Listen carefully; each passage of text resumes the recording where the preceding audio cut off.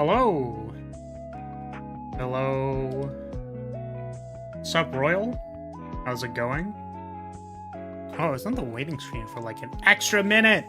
An entire extra minute! It's over, dude. It's fucking Jover. How's it going, Royal? How have you been? Bleep blap bleep.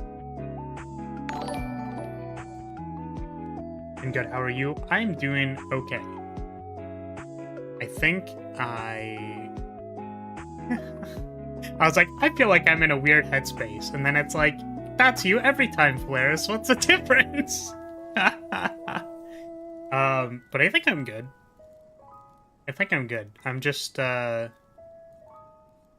been surprisingly not busy, and I've been trying to think of what I'm supposed to do with all of that not busyness, and then the answer is kind of like, you don't have to do anything, Flaris. It's okay to not do anything.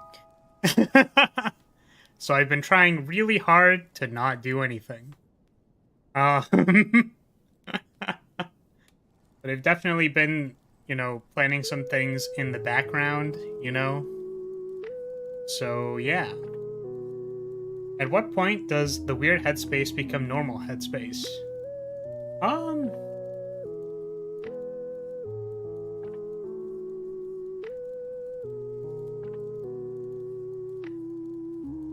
don't know. Because the idea, right, is that, like,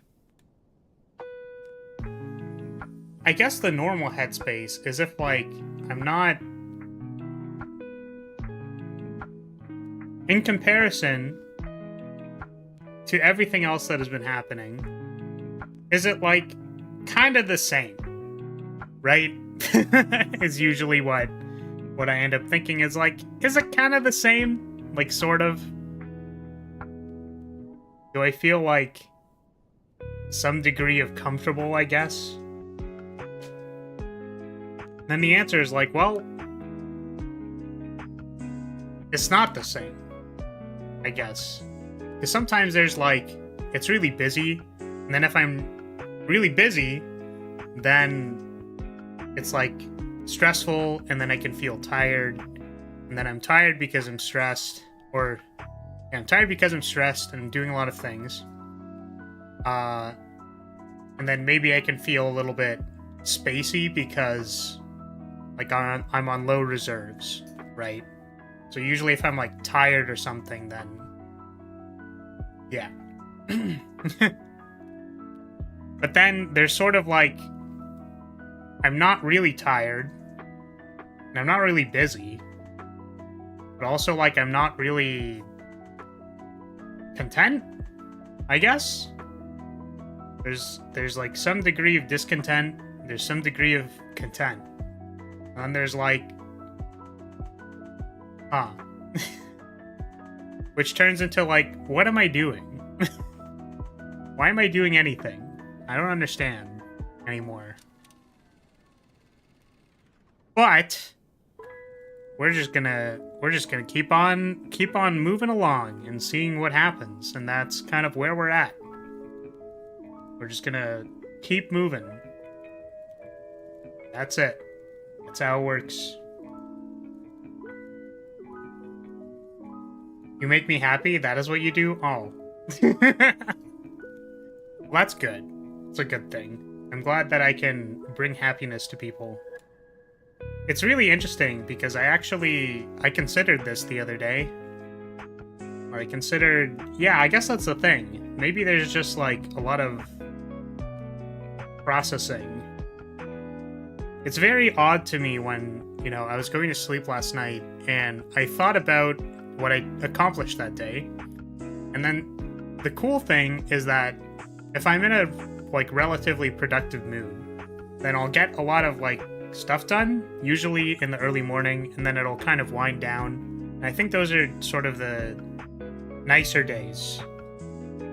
So when I was in tactician school, this was fairly, like, not easy, but, like, there were days that lended themselves to that, where I would be, you know, at tactician school where I'm required to do work, I'm not required to, but technically that's the day I signed up for.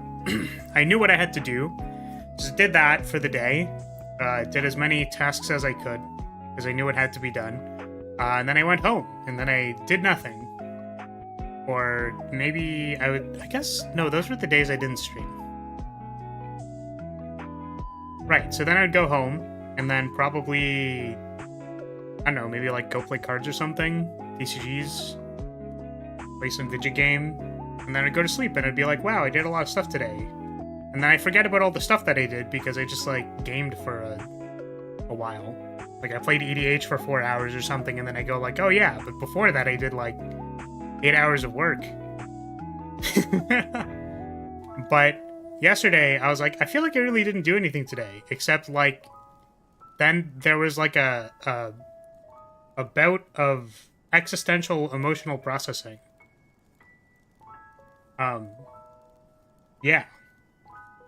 And tuning into that, because I was like, man, you know what's really awesome? Cute things.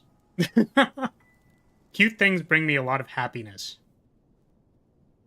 And part of the reason why I started doing this, I suppose, was that I felt like there was a cute thing that I could create, and then the hope is that would bring people some kind of joy in a similar way that I feel it.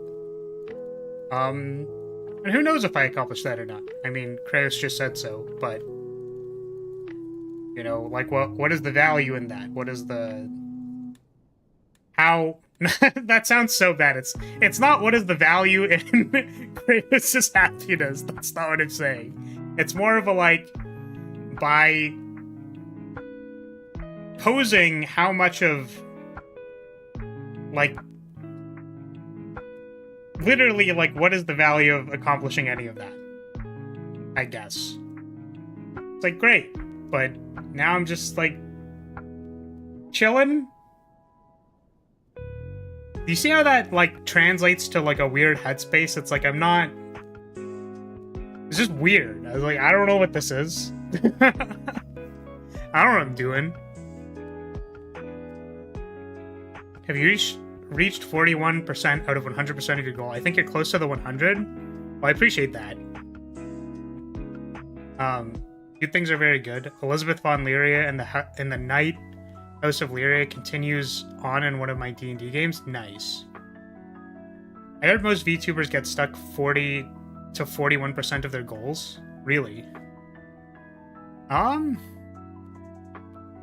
Yeah, I think the thing that's really hard about goal setting is that people tend to have very grandiose goals. You know? So people will say something like, I want to get 100,000 subscribers. It's kind of like, how do you do that? You know what I mean? Like, there are probably ways that you convert particular things to subscribers. For example, I would say that the largest sub growth I ever had was when I paid for advertising for my videos. And then there were videos that had comments on them that were literally just like, this was one of the best ads I've ever seen. I wish there were more ads that were just this. And it would be like, the first 5 seconds is like me talking about getting railed from behind. Which I'm really surprised YouTube did not take that ad down, like, way faster. But, you know, if no one reports it, then I guess, and then the people who enjoy it just kind of like click on it, then I guess it's fine. So, yeah. A lot of YouTubers I followed usually give up posting hack videos. Videos like what? Out of context? Did I hear that right? I said something. You can rewind if you want. I don't know. But the point is, like,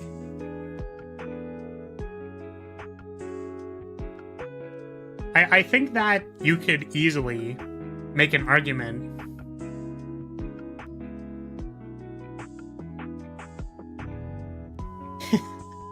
I feel like this is like an Akon D's nuts or something joke. Like, I'm not sure where you're going. I'm not sure where you're leading me. See, I would set you up for the punchline, but I literally don't know what it is, so like I can't help you. Yeah, so I think you could make an argument that if your goal is to get to 100,000 subscribers, that you could do that by just spamming ads until people sub to your channel. But then it's kind of like, well, what's the point? Like, what is the purpose? Perhaps it's a strategy to use or to be aware of, right? Like, that's good. I think advertising videos that you feel confident about, or perhaps setting up an advertisement such that, like, this is more of like a 30-second ad, you put it out on YouTube, and then when you click on it, it takes them to like a video of yours. Where you go like, wait! Watch this cringe video, please! I need you to watch it! Ah! And then you just like yell. A lot of the VTubers I followed kept being guys being little girls. What's up with that? I don't know, my friend. Something about being cute, I guess. Are those just the people you follow?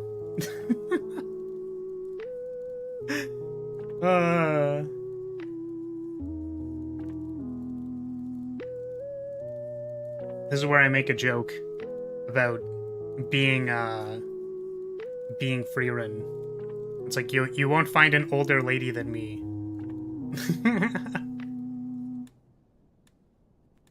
Male VTuber gooning dress streaming going hack. I don't... Do I need to, like, look up what this is?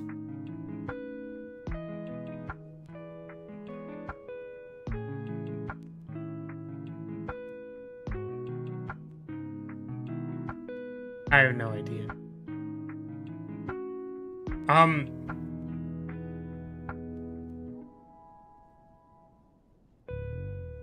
Just visited your channel, now I'm confused. Is your character a guy or a girl?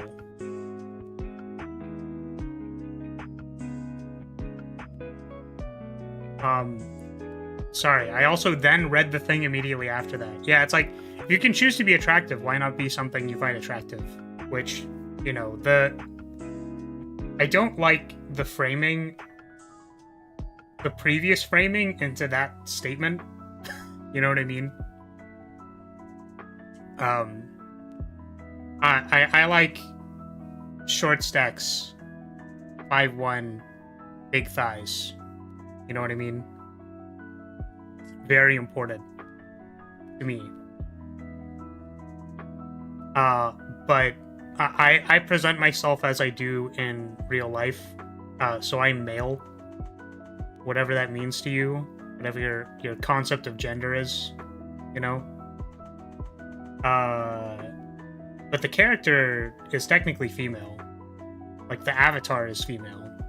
But if you're asking, like, me as a person, then I'm that.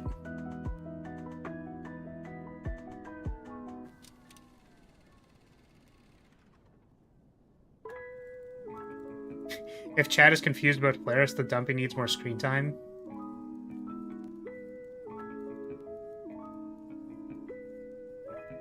I mean, like, that's an opinion you're allowed to have. See, the thing is, right, like, you could see it, there's so many ways to see it. It also depends what timeline you're on, because, like, you can go to a lot of different timelines, and then there's, like, slightly different variants of Flaris, right? So you never know. Like, you gotta ask yourself, what's underneath the skirt? Like, that's an important question, right? Like, if you get really close to it, you know, if you peek slightly underneath it, right? What are you gonna find underneath there? Right?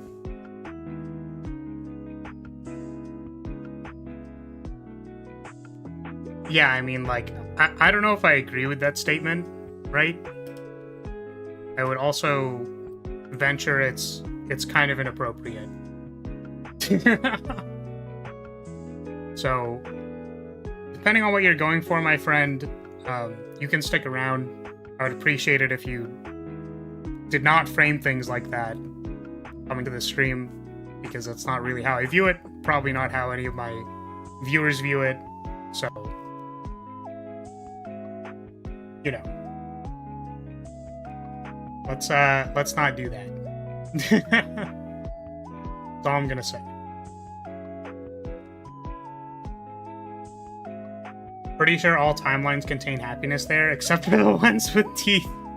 Yes. So, you know, is there a flagpole underneath there? Is there no flagpole underneath there? What does it mean to be a flag bearer? Like, how does this stuff, you know, line up? You know, what's going on? Like, what's underneath the breastplate? Is it very sexy male, what's it called? Male pectoral muscles? Like, is that something? Or is it perhaps big booba? Is it small booba? What's underneath the breastplate? Is the Daki canon? It's canon in one universe.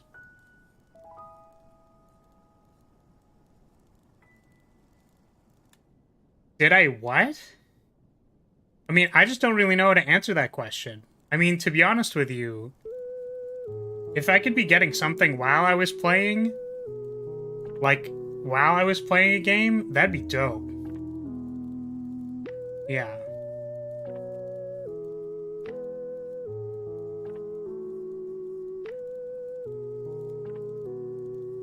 Actually, I had a dream about that recently. It was some other stuff in there, but the dream ended in being chopped. Wasn't very fun. Yeah, that's not incredible. It doesn't seem great. Seems kind of unlucky. Oh, hey, look, it's Cavalier. Today we'll find out if Cavalier needs to be timed out for a day. See, I was gonna make a joke where, like, where I could be like, this stream is just how fast until Cavalier gets timed out for 24 hours.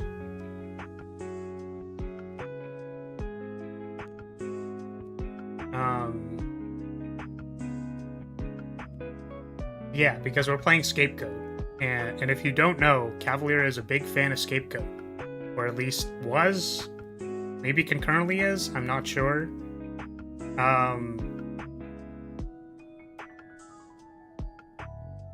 You're gonna time me out if you don't like the mod? No. No, I'm gonna time you out if you tell me about all the crazy synergies that I'm unaware of, or how I just don't understand the genius that is this mod.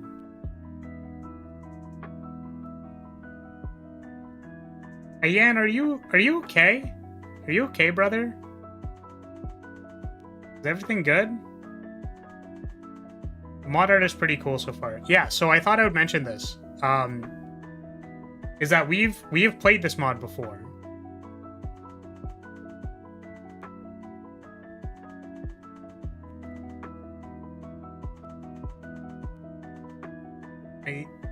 Yeah, you know what's kind of funny about that? So, like, I call the shot every time, I swear, but here's the thing, right?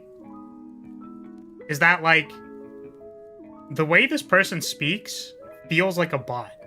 I don't know what it is, you know? Just some people just, like, rub me the wrong way, you know? Where it's, like, it feels like they're, like, repeating a lot of stuff that comes before them, and then they have, like, certain scripts that they run. Like, feels like I'm, like, talking to a bot, right? So we get to vibe check this person by saying, like, say you're not a bot right now. And then if they can't, then it's like that's how you know. However, there's something to be said about, like, voice recognition, and that's, like, getting better or something, but who knows?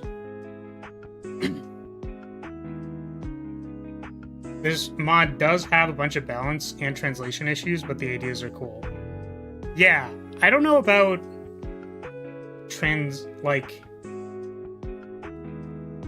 I think I'm not going to care too much about translation issues, and then balance issues are also obviously, like, who knows?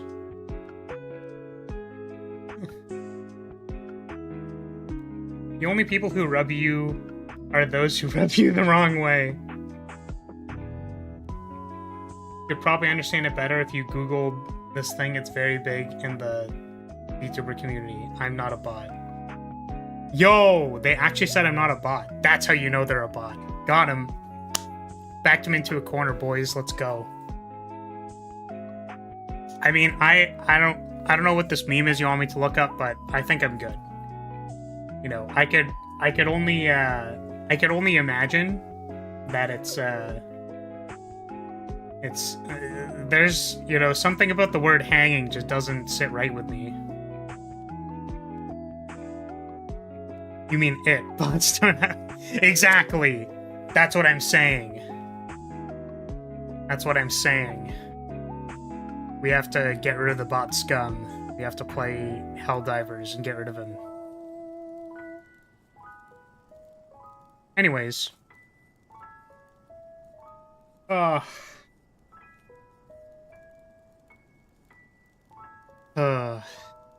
me a second.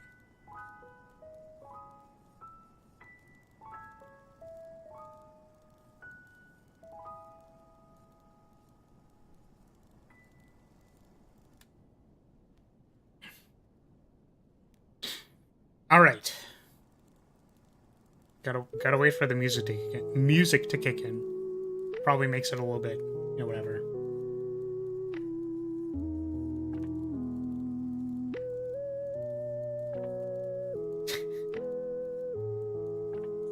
Yeah. You got it, my friend. Okay. So let us focus. Let us actually get started. Because we're doing the thing. No Rants. Sorry. By the way, welcome Rants. I just think there are some people where, like, the string of things that they say is very strange.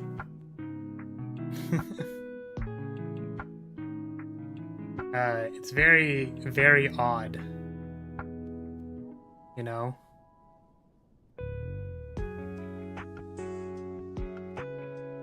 Did we want to get started, or do we want to continue chatting? Yeah, I get the sense that it's a weird one. You regret it? Yeah. See, this is the thing, Royal. I apologize for what your eyes have had to see, is the first thing that I would like to say.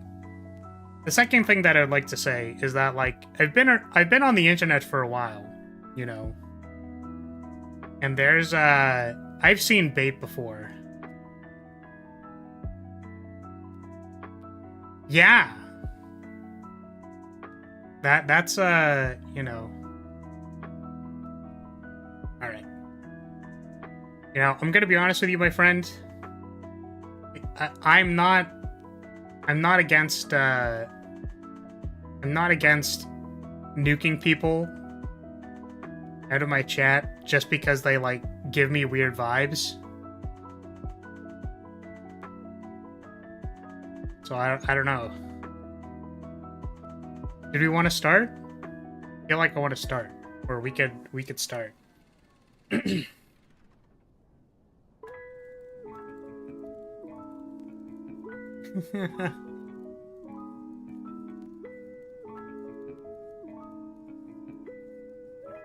NTA? What does NTA mean?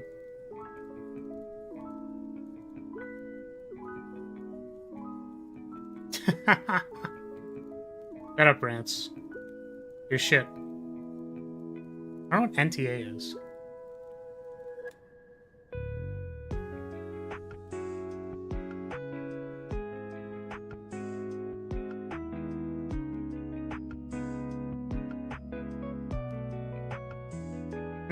I see.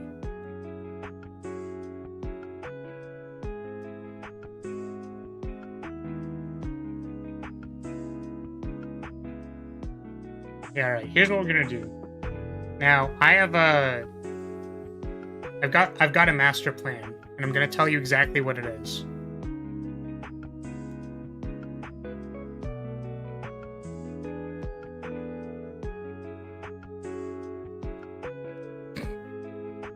Alright.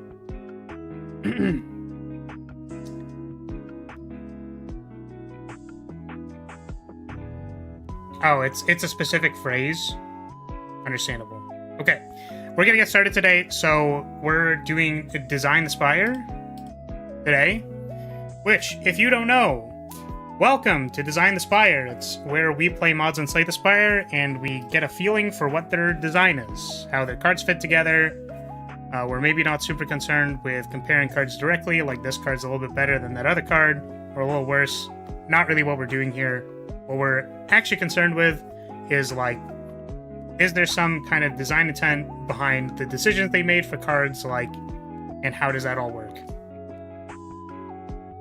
Wouldn't be a Design the Spire stream without half an hour of yapping. That's kind of how it goes. Okay, you're gonna go. See you later. Bye. All right. Well, see you later, Royal. Have a good one.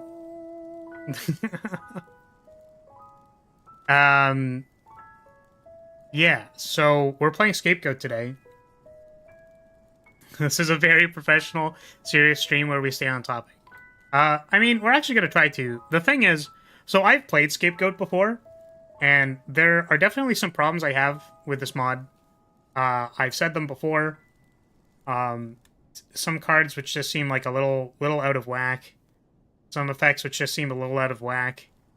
One of the things that I mentioned before, which I'll mention now, is that I find the cards very hard to read. I don't know what it is about, like, having everything be stark black and white with particular colors. Like the particular light shade of teal and stuff. It's just, like, a little hard to look at. It's very cool. It's just kind of hard to look at. So I ran into that the first time I played, and we're going to try again. We're just going to do it again. The precursor to the entire series, if you look at it from a kind of funny angle and stretch it a little bit. Yes, so I played Scapegoat one time, and it's funny because I actually spent a lot more time just being mad at it. But this time, we're gonna not do that. We're gonna actually try and apply ourselves, see if we can figure anything out. Okay, at the start of each combat, reburial 4, recall 2. Okay, yeah. All right. This is clearly the same guy. Like, you gotta try harder, man. All right, here we go. All right, let's do it. Watch this. Check it out. All right, watch this. I'm calling my shot right now. It's gonna be so good. Bait used to be believable. I know, right? It's crazy. It's like, it's really unfortunate because I am actually trying to, like, you know, do... Like, I am trying to do something that I put a lot of effort into. Like, genuinely, this is within my capabilities, is something I can offer. And, like, you're kind of ruining it. So, I don't know what you want, but... yeah. Anyways, the shot has already been called, and we'll see if it happens. Okay, so Scapegoat, reburial and recall. These are the two keywords for this character. My understanding, I think, is reburial is mill, and then recall is pick up 2. So this is effectively like a snake ring, because you start with 2 additional cards, and then you... except you also set up your graveyard for... Scapegoat has other effects which care about the graveyard, so... Pop into it. Now, an interesting thing that I didn't think about before, but we've talked about turnover rate before. And how normally, like... Silent, for example, right?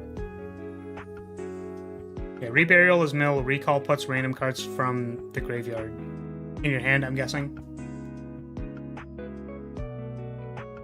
It's like draw random cards from your graveyard. Yeah, so we've talked about turnover rate before, and my brain will start working, I swear. But turnover rate is basically like how long it takes for the deck to reshuffle itself. Normally when you have some way of adjusting the... Yeah. Okay, here's what I'm going to do. Is I'm going to move chat over here. If Rance is around, I would really appreciate you dealing with the kind of obvious trolls. So,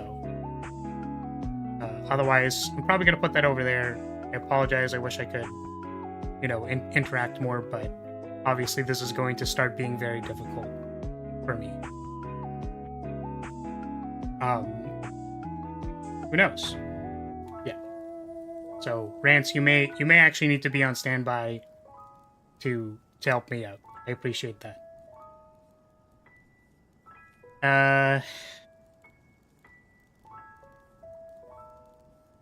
Yeah, turnover rate is how long it takes for the deck to reshuffle itself. Normally, when there is something that modifies turnover rate, like drawing 2 additional cards at the start of combat, in this case, it mills 4 then draws 2. Usually, the starting deck compensates for that by having additional cards in it. Yeah. But in this case, we only have 10 cards. We have the normal amount of cards in the deck. And we can take a look at the rest of what they do. So there's 2 mechanics, which I think aren't... Yeah, they're not Reburial and they're not Recall. So I guess there's 3 keywords kind of starting with the starter deck. Is that Preparation has Return, which is like a counterattack. When receiving attack damage, deal the same damage back. I don't know if that's... block. I don't remember if you have to block the damage or if you have to take life damage for this to work. But Scapegoat also has deal damage and heal HP. Now, and I guess it's mill 6. The interesting thing about this is that, like,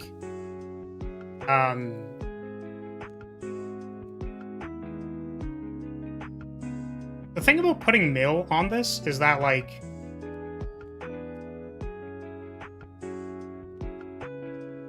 is that it costs 2? So I guess the idea would be you... I'm trying to think, because, like, if you want to mill... If you want to mill, I'm assuming you would want to do something with that, but maybe it's just to, like, enable a payoff or something like that? Like, I'm not sure.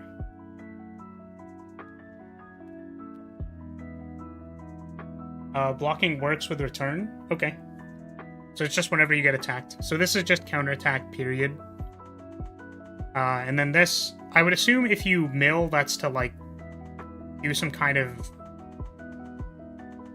like, enable an effect, like drawing something. Maybe it's just so that you can redraw your deck faster in general. So if you've already done all of the big things in your deck, you can reburial. So something that I find interesting about this character that I guess I never really pointed out before, but we've talked about verbs before on the stream. And the thing is, reburial is a verb, like, right? So it's mill 6. It's something that you can do as this character that is specific to this character that sort of shapes the gameplay that it makes. So, like, what am I trying to get at here? The idea is that, like, you can do a lot of things with this verb. So, like, putting material in your graveyard is important, probably for some kind of recall stuff, or milling interacts with a payoff. Or what the other thing you can do is you can, like, mill the rest of your deck, which lets you, like, draw all of your cards faster, right? So mill does a lot of things, I guess is what I'm trying to say. And then return also does things. So let's hop into it. Let's see what cool things we can do with, like, return, reburial, and recall. Let's see what happens.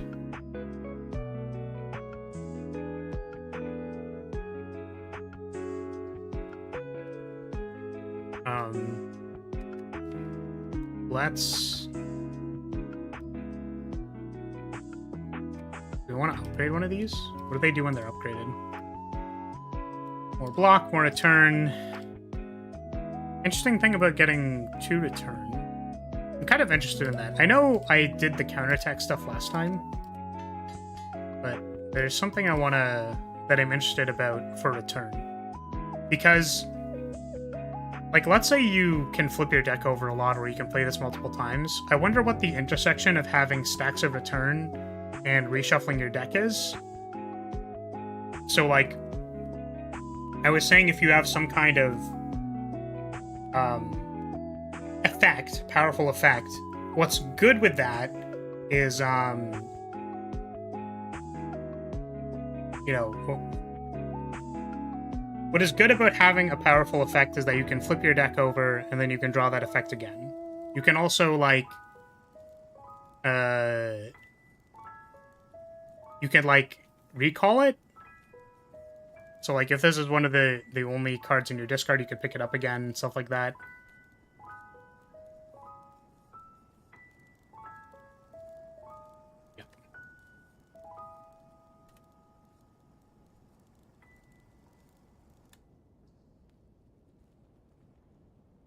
Yep.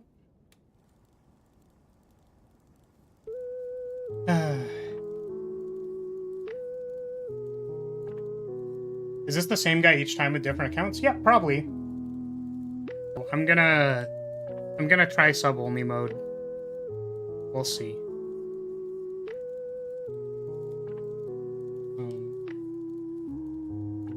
Let's go.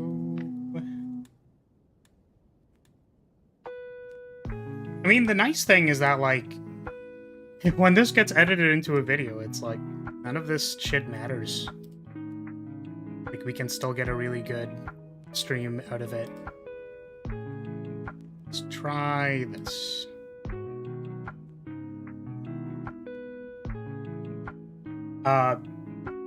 Because the thing is, like, you know, most of the people who, like, interact with these streams tend to be people who have been around, like, you know, Poi, Cavalier, those kinds of people. So, I mean, this is what moderation tools are for, right?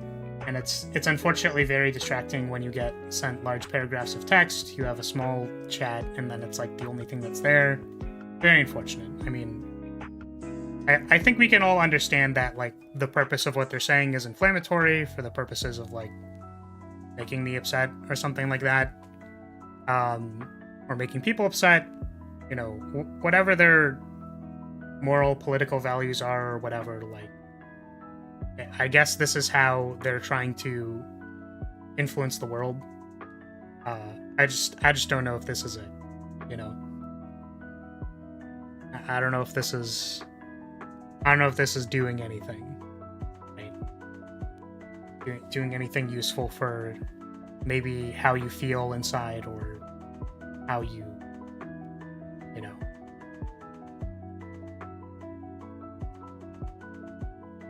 Sorry, dude, today I kind of have stream on background, but we'll try my best to check from time to time. Yeah, no worries, Rance. This is why mod tools exist. So we'll just go sub-only mode, see if that helps or not, and then we'll just try to continue doing our thing in the small corner of the internet that we've given ourselves, and that's all we can really try to do.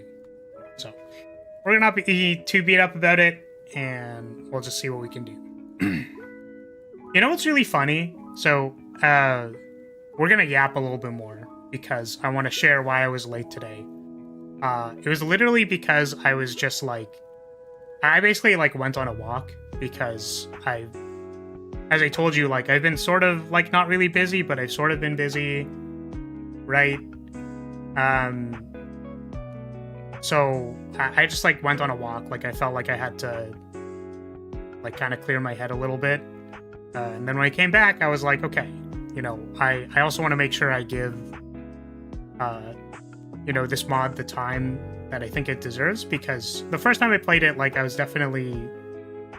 saying a lot of things in hyperbole, you know, for the purposes of being entertaining, and then we can all kind of laugh at the ridiculousness of, there's definitely some There's definitely some probably imbalanced things in this mod, but I know that when I wanted to play it again, like, I wanted to give it a fair shot and just sort of, like, appreciate the work that's been done for it. I knew that that'd be kind of difficult for me because I know the first time I played it, I was very inflammatory.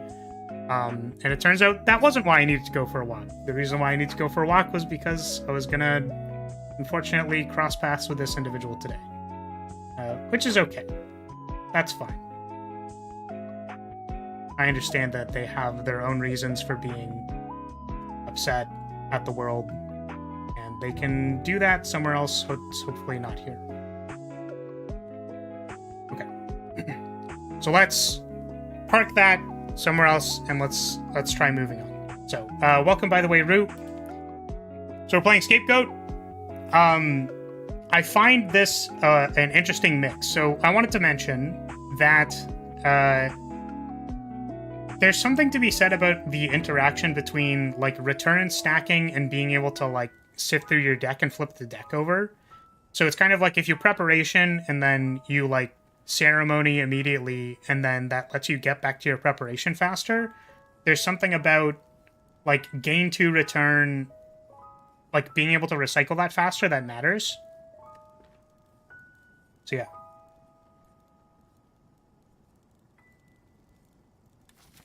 I mean, see, this is the thing, and I prefaced this stream. I'm gonna just take a small pause so that it makes editing easier.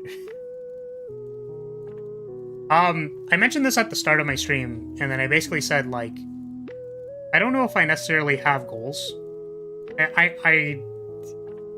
Sure, but, like, if we just take that statement seriously for a second, like, I think sort of the audience that I care about cultivating is just, you know, like, the world's already a pretty hard place, you know what I'm saying? So, like, if I can offer a place that makes, like, the world not as shit, then, like, that's all I can, like, hope to offer, right? Because I'm painfully aware of how shit the world is. And I think a lot of people would disagree with that because of their own personal experiences. Perhaps they think the circumstances in which allow me to be on the internet trying to entertain a small audience of people and be a little bit comfortable with that would suggest that maybe I don't know how shit the world is. But I feel like I've done a fair amount of personal work, and what's important to me is that, like, people don't get breaks in the world. And the world is, like, pretty systemically unfair. So if I can hope to build something that even for, like, a small bit of people, like, we're, like, at 1.4K at 3 years, guys. It's been 3 years. So if I can make a place that's, like, a little less shit than what's happening, like, immediately outside your door, then, like, that's what I'm gonna try and do. Right? Just a bit. And, the point is, like, I don't need to farm drama in order to do that. The people who want to be here have been here. And hopefully we will continue to be. Unless you don't need to. If you don't need to be here anymore, that's okay too. I've said that before as well. But the point is, I'm trying my best. Okay. So we'll try and refocus. Okay. Sift, play your best cards, flip, repeat in the general is the general Scapegoat game plan. Yeah, so what I find interesting about this character is that flipping your deck over seems to matter. So let's go with that.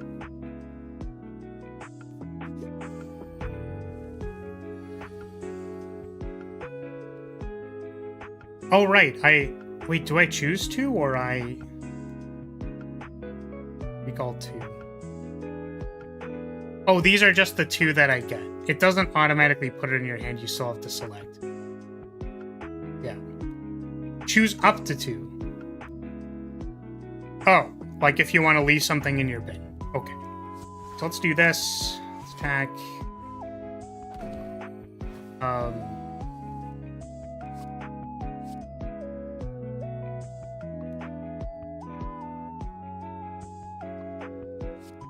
So we can block this, and then we can do that.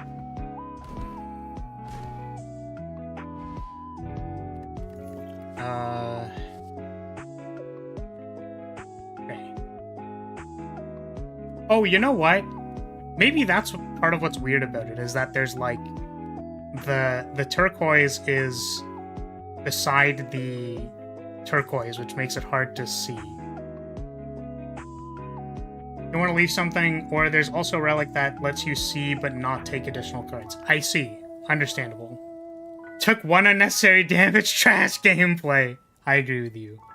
We share our garbage. Okay. This is an interesting card because I think I talked about it before. So it's very odd, because you would assume that giving yourself vulnerable, like, matters in context to this saying gain 18 block. It's kind of like your block becomes 50% as effective for the rest of the turn, but sometimes you, like, just what you need is a certain amount of block. So this is good at blocking multi-hits, I think. I don't know how ×1 and vulnerable interacts together, but it's kind of like... Yeah, because this could also be read as, like, gain 9 block. Because of the vulnerable? Yeah, I just sort of wonder about... I think 50% more damage also means you deal 50% more return damage. Oh! I never considered it like that. Gain 12 blocking unless you already have vulnerable. Yeah, that's a fair way of looking at it. So... this is actually supposed to be a synergy piece for return damage. So you take more damage by giving yourself vulnerable, and then you deal that much more damage with return? Okay, I could see that. And then I guess... see... that's, like, very interesting conceptually, because it's like... because it's one of those weird things where 1 vulnerable... I don't know how 1 vulnerable interfaces with how much block you actually get from this card. You know what I mean? Like, is that equal? I would imagine giving yourself more than 1 vulnerable is kind of tough. Like, that would be hard to justify. But if the vulnerable isn't that important, then this is, like, a lot of block.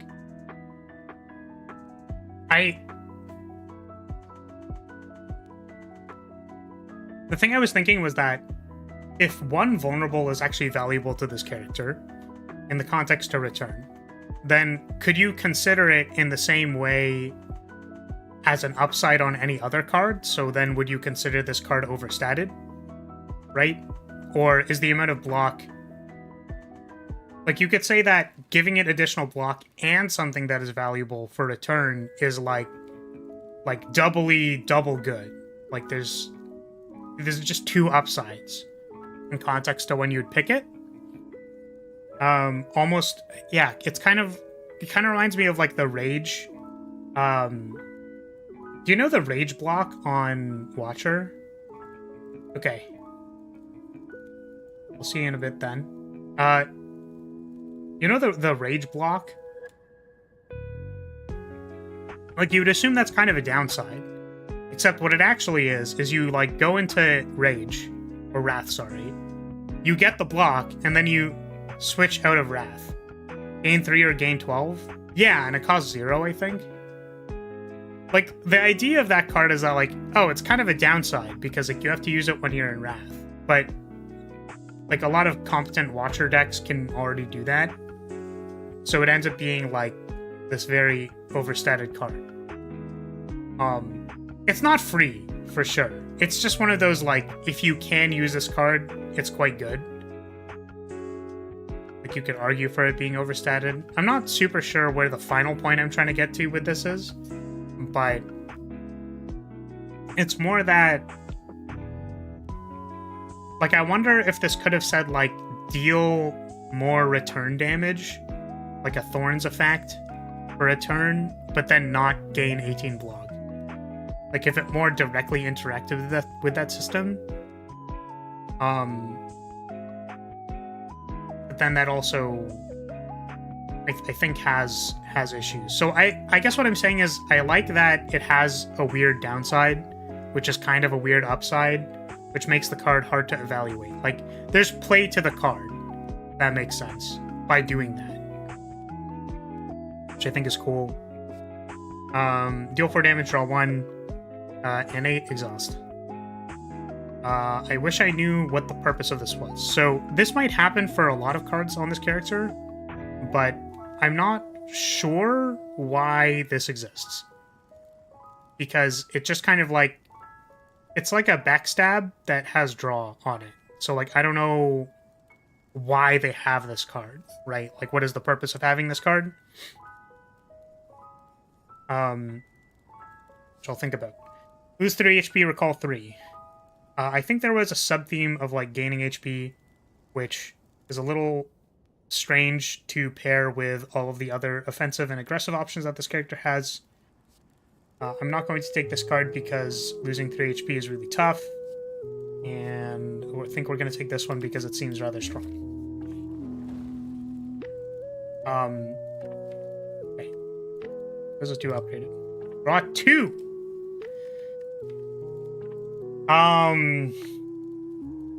Draw 2. That seems pretty good. Interestingly, draw 1 on a 1 energy card is kind of like... It's like almost a little bit better. I was gonna say, it's unsurprisingly better on a 0-cost card because you can just play it. Draw 2 on a 0-cost card I think is like significantly better than draw 1. If the purpose of this card is to draw more cards on your first turn, I don't know if she's like kind of combo-y, and that's like the point. So they're silent adjacent. But yeah. Losing 3 HP doesn't even seem that necessary. It's a 1 energy draw 3 with exhaust. That's already not excellent or anything. Yeah, I agree with that. I do agree with that. I don't know if there's synergies with losing life and gaining life, which, to say for the millionth time for the people in the back, stop messing around with the HP systems and slay the Spire. Stop it.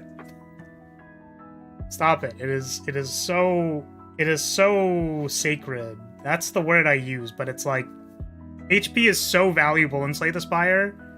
Like, putting an HP cost on things and putting healing on things is just like, it is not... It's very hard. I will say for the 70th time for the people in the back, for the 7 millionth time. So, yeah. Okay, so start shot. We're probably going to upgrade because that seems very strong. We'll probably do the big bad guy. I wonder if when Reburial or when recall is equal to the amount of cards you look at off of recall, if it could just be automatic. But I wonder if there's a use case for not using it. Let's draw 2.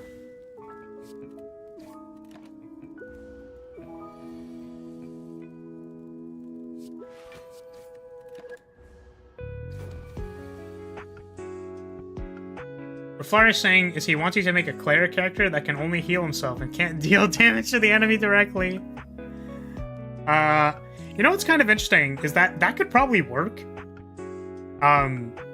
If like the actual conceit of the character is that all they can do is heal and then do return damage. Like if that's the only thing the character does, I think that would actually be...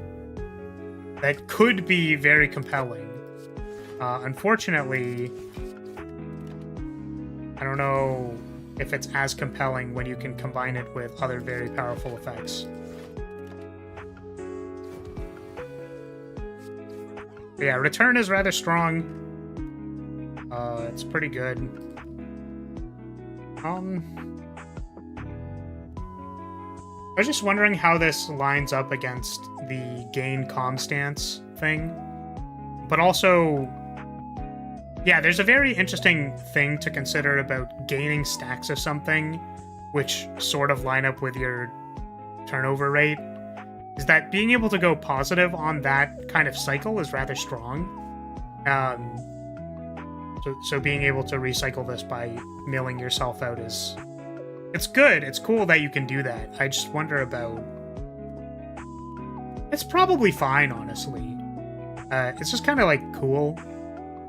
You'll see this card more by hopefully drawing it and then going fast to it again.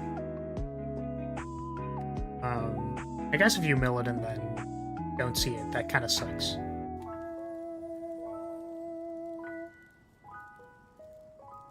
Oh yeah, that's fair. So if you recall like 5, then you don't want to actually draw 5 from your discard. I mean, it feels like you might want to every time.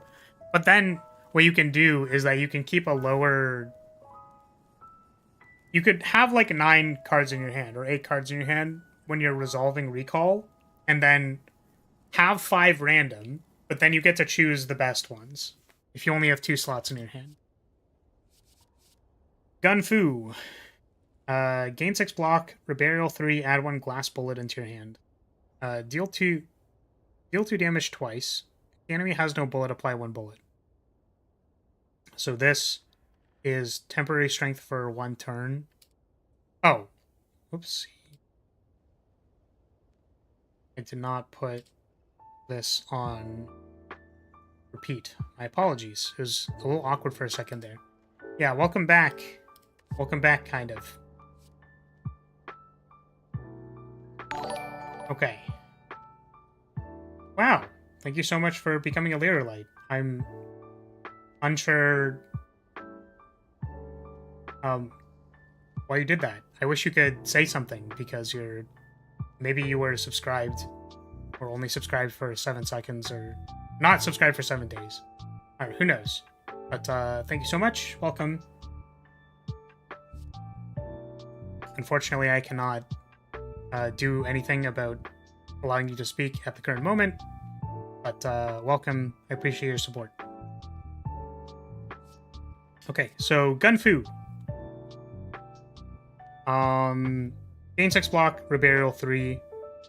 Reburial is just mill. It doesn't draw you a card. So Gunfu is kind of like their celebratory splash time. Please no. Okay. Oh, yep. Alright. Welcome to the cult. So, yeah, Gunfu seems like their backflip copy, right? Except, like, the card you draw puts a token in your hand. I think we've seen a card similar to this before. Had 2 glass bullets, like... The thing is, it goes from draw 1 to draw 2, and it gets 3 block. It also is an enabler. Now, yeah, more like Cloak and Dagger. Yeah, it's kind of like Cloak and Dagger, except it also mills and also does a thing. So, this card is definitely doing a lot of stuff. I kind of wonder about, like, if it didn't do so many things. Yeah. I keep forgetting that Cloak and Dagger and Backflip are 2 different things. Yeah, it's doing a lot. It's pulling a lot of weight. See, the interesting thing about this is that, like, when cards do too many things, it's almost like you're just looking for the card that does all of the things, right? Like, part of the design philosophy of the Slay the Spire team is that you can play cards, or, like, there's usually a use case for picking a card. Unfortunately, if a card does too many things, then you end up asking yourself, like, do I just wait until I get the card that is that does all the things that I want at this current moment, but more? And then do I just like reset so that I get that card? Sort of. Like, it kind of like can encourage scumming, sort of, I guess. It's not that it would directly result in people like run scumming, but you could say that the design of every card being reasonably pickable results in people being kind of okay with what they're given. Now you may need more specific cards as the difficulty increases, but this card definitely, like, it's doing a lot of stuff. It mills, it gives you cards to attack with, it gives you temporary 1 strength, which is what the first glass bullet does. I don't really know how to evaluate the second one. Yeah, and it gives you block. Like, this card's quite good. Okay. Peep! Deal 8 damage, recall 1. It costs 0 this turn. Yeah, so this is, draw a card, it costs 0. It's kind of like get a random card. So maybe part of what they wanted this card to be was the, like, whatever it's called, foreign intervention, I think, for Watcher. So it's a card that gives you a random card that costs 0. Unfortunately, because this card gives you a card from your discard, there's ways to, like, where this probably ends up being quite good. Yeah, which is neat, because you mentioned before that there are ways that you could recall a lot. Or you could recall 1 but see more cards, and then that becomes like quite a good synergy. The interesting thing, right, is that like that's cool. It's cool that you can have those two things interact with each other and then have like an interesting payoff. It's just that like making a card cost 0 is pretty strong. Like that effect is quite powerful. Yeah, and foreign interference doesn't deal like damage. Exactly. It's a rare relic that does that. It's not exactly a common synergy. That's fair. I meant it more as like, it's interesting that you can build towards those things or like be aware that that is a synergy. But it is a rare relic, so I understand that that doesn't come up as much. But yeah, what is effectively, like, foreign interference is interesting because it doesn't give you a Watcher card. So it ends up being kind of like, you have to evaluate what card you're getting off of it. Whereas getting a card from your own discard is rather different. Unfortunately, there is no Discord. I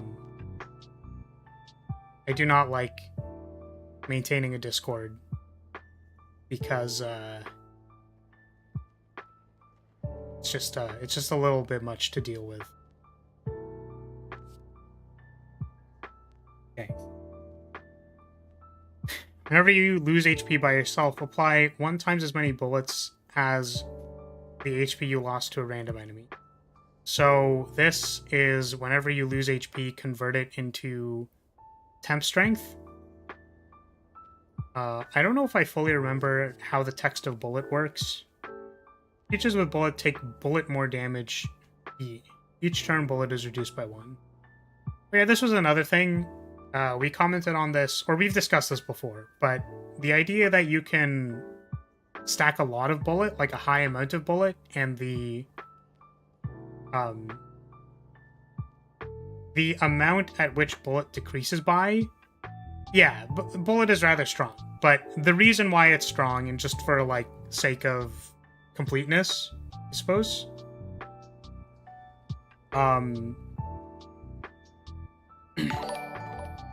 since I got my paycheck today. Hey, thank you, Rance. I appreciate that. Big thank you for the 17 months. Been around for a while. Here's to more. Okay. Bullet. Bullet only goes down by 1 each turn. So whenever you add more than 1 bullet per turn, it kind of like goes up by quite a lot. There are ways in which stacks go down by more than 1 on different characters, and that's to kind of compensate for how much you're applying. So it might be I talked about this before, but modeling how much bullet you can potentially do, and I have a little bit more of a grasp on this now, but effectively, it's harder with mill.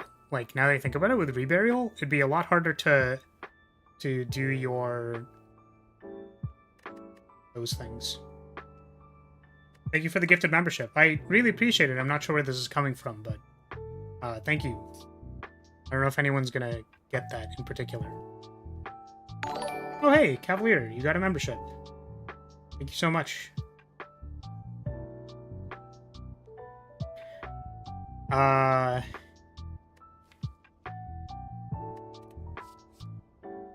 was I saying?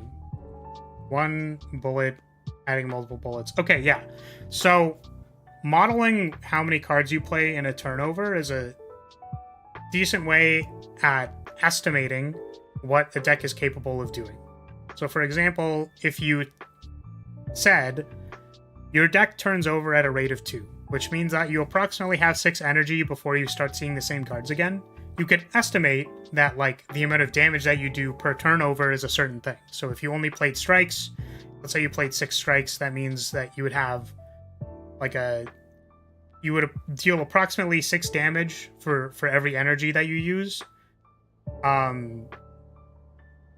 And you would... what would it be? You could think of, like, how much damage you do in a turn, I suppose. That's, like, a decent one. So, like, 1836. Yeah. Use Catherine in 3 houses. We'll see if we can find space for her rants. I think we can still recruit her. Thank you for that.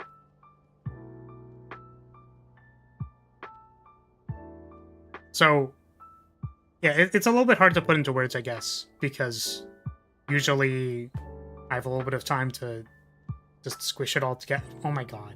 Stop! Well, it applies to all damage, including stuff like counter damage. Yeah, that is an interesting thing to note, is that bullet can make your counter damage do more. I would say that that's probably the weaker thing that it does, because, you know, bullet almost assumedly, or almost assuredly, overlaps with multi-hit damage. But you could say that if your bullet application is like 5 per turnover, this is what I was trying to get at. If your bullet application is 5 per turnover, you have a turnover rate of 2, that means you like net 3 bullet every time you turn over. You know, when you compare that to something like strength, I kind of agree that it's like, it doesn't seem that impressive, honestly. Thank you, Supreme, for the donations. I mean, I suppose if you wanted to say something, you could put it in a super chat. Thank you so much. Again, I don't know where this is coming from. It's very... I appreciate it, though. I won't stop hitting you with money, and you totally can. All you need to do is be level 15. Oh, to recruit Catherine? Okay, I'll keep that in mind.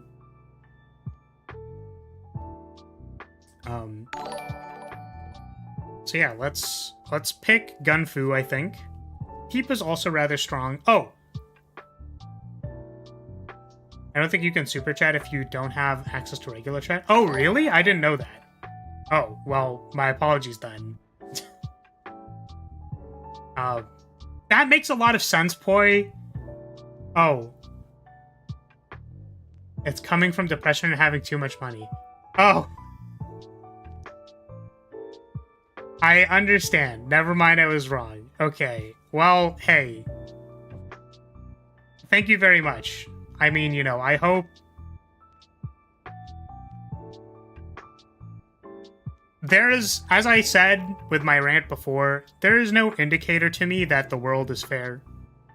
But regardless, you know, I hope it's good.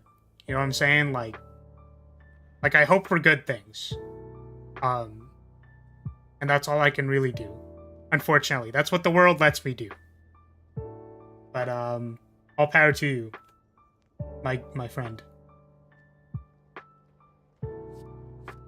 Substitute is strong too, but needs self-damage cards. Yeah, so, you know, there's self-damage stuff, and the snack funds is strong as well. Thank you very much. I appreciate that. 18 months.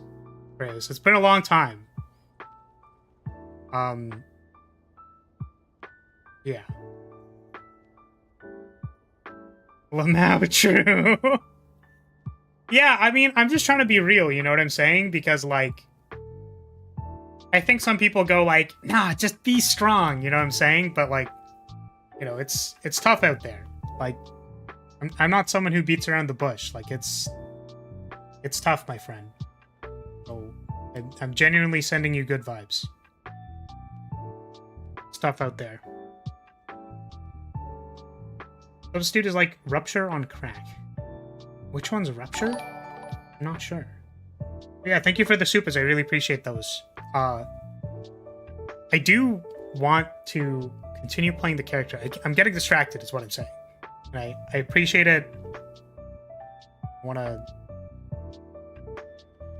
do justice to the mod.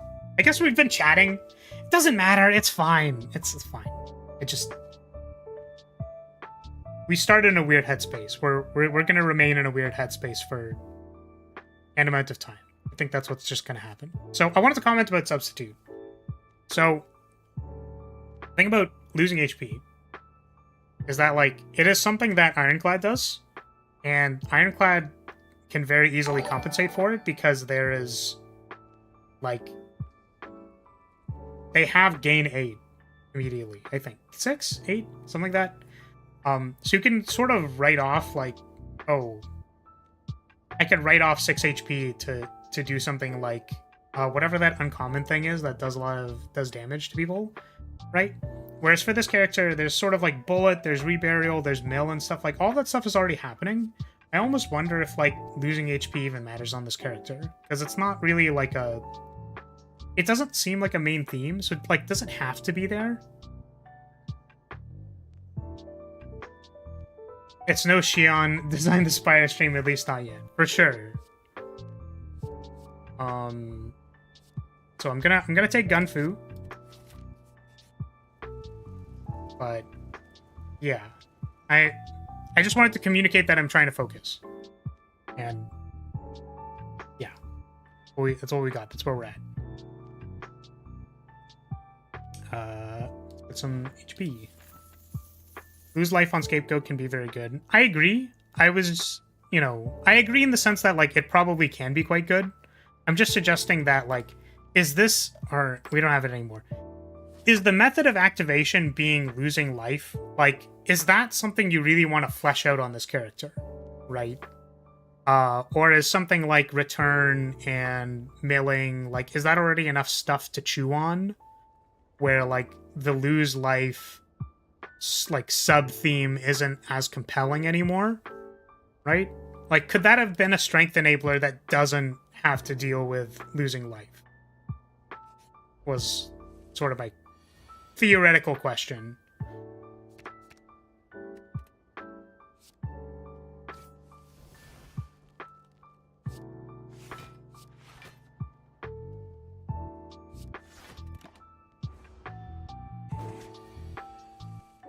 Gunfu. Mill 3. We're just gonna do it. Every time. Mill 3 every time. I do kind of wonder if it's, like, actually not good sometimes. Like, sometimes maybe you don't want to play it. It just feels like you want to play it every time, right? Seems kind of right.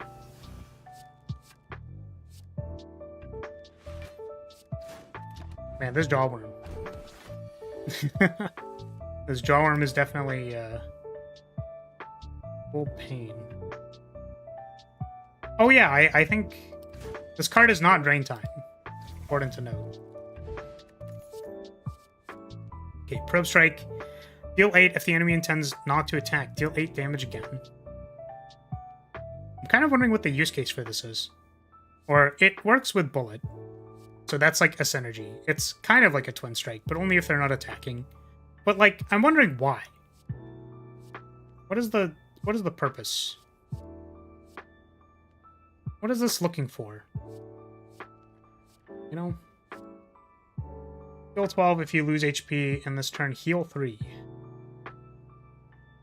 I would argue that life loss is a bigger thing than return. Life loss has more cards. Okay.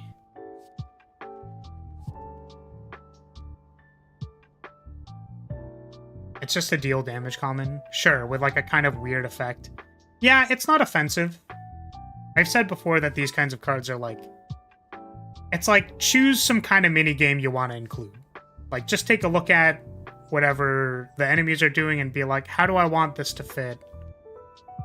Maybe there could be some consideration for, like, what this is good against. So it's kind of good versus Lagavulin.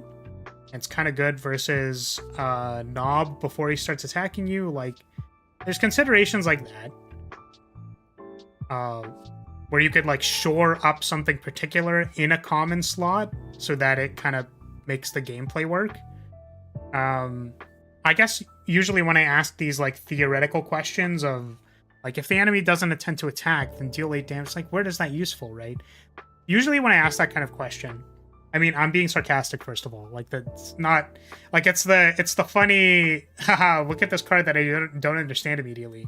But it's usually like, I wonder if they put thought into what this card is good versus. So yeah, it's good versus Tri-Sentries, Slime Boss. Yeah, so I kind of wonder if that's something they thought of, or if they were like, oh, this is kind of cool, and then just sort of went with it. And I don't know the answer to that question. But they're generally pretty unoffensive. And the minigame is fine. Like, attack when they're not attacking. Like, it's okay. Deal 12 damage if you lose HP this turn. Heal 3. So this synergizes with life loss. And I suppose the point is you play this first and then you lose HP. And it pays for losing the HP. Stuff like that. Have you done the Dalek character before? It is a character that I honestly can't tell if it's broken or useless while playing. I mean, so... Supreme, I do Design the Spire, or I've been trying to do Design the Spire about once a week. So I could play it. I could try playing it on a different Design the Spire. I've actually been looking for suggestions too. So I post my schedules. I'm going to be trying to post them on Mondays now. So if you want to be on the lookout for me posting on Monday, and then Design the Spire is probably going to be on a Tuesday or Thursday at around the same time. So we could try playing that character if you're interested. I'm sorry, I'm prompting you for responses, but that's not... I'm not trying to bait you into more super chats. But you can look out for that. I've been looking for character suggestions, so it must be played after losing HP. Oh, it's not if you lose HP this turn. It's if you've lost HP this turn. Slight mistranslation, which again is not actually a huge deal.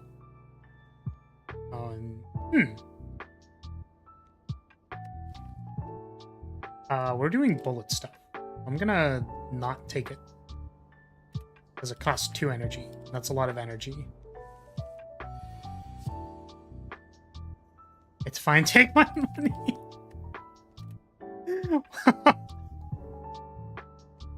I appreciate that, Supreme. I really do. Hopefully you're having fun in the... Oh, what was I gonna say? The gallery? Peanut Gallery? Just Hatch is one of the mistranslated cards. Yeah. So I think Preparation is really good versus Knob. So let's do that. Alright. Hit me! Thank you again for the super.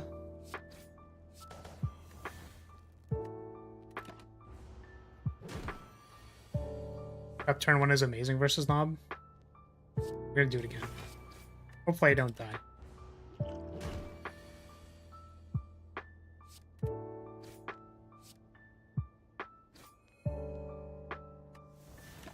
I guess we're on Ascension 0, so I don't think there's much of a concern for that.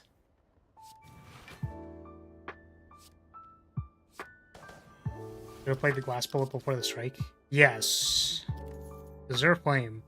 When you would die, heal to 30% of your max HP instead. In this combat at the end of your turn, Deal 66 damage to all enemies. What? In this combat, at the end of your turn, deal 66 damage. So if you die, you come back and deal 66 damage to everything. So it's a fairy in a bottle plus deal 66 AoE damage. That's pretty good.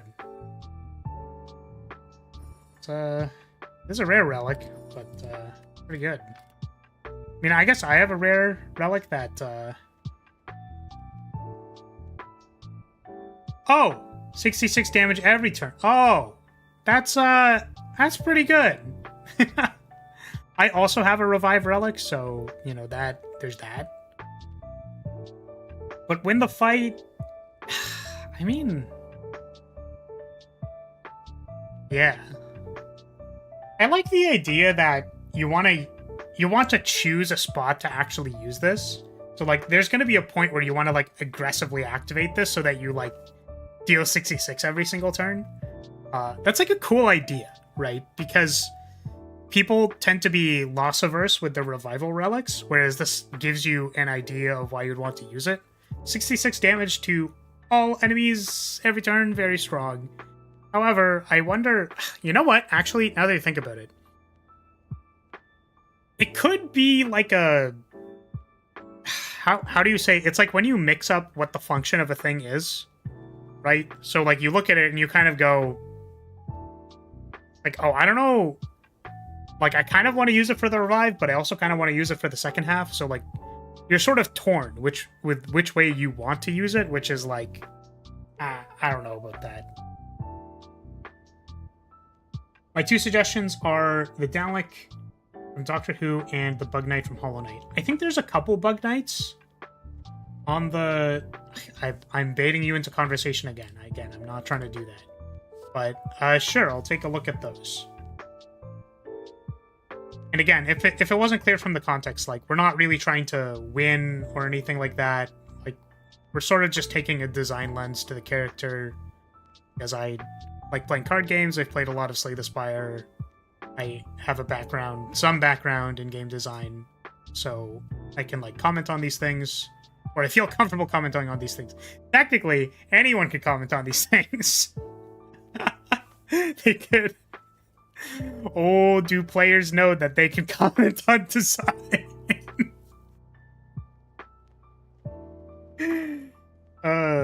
But you know. And I am as the creator for Bug Knight. Is that the person who we... Don't know if I'm familiar with the name. Oh, but that would clarify which person, like which one would be the right mod. So I will keep that in mind. Okay, so lose 5 HP, draw 2, gain 2.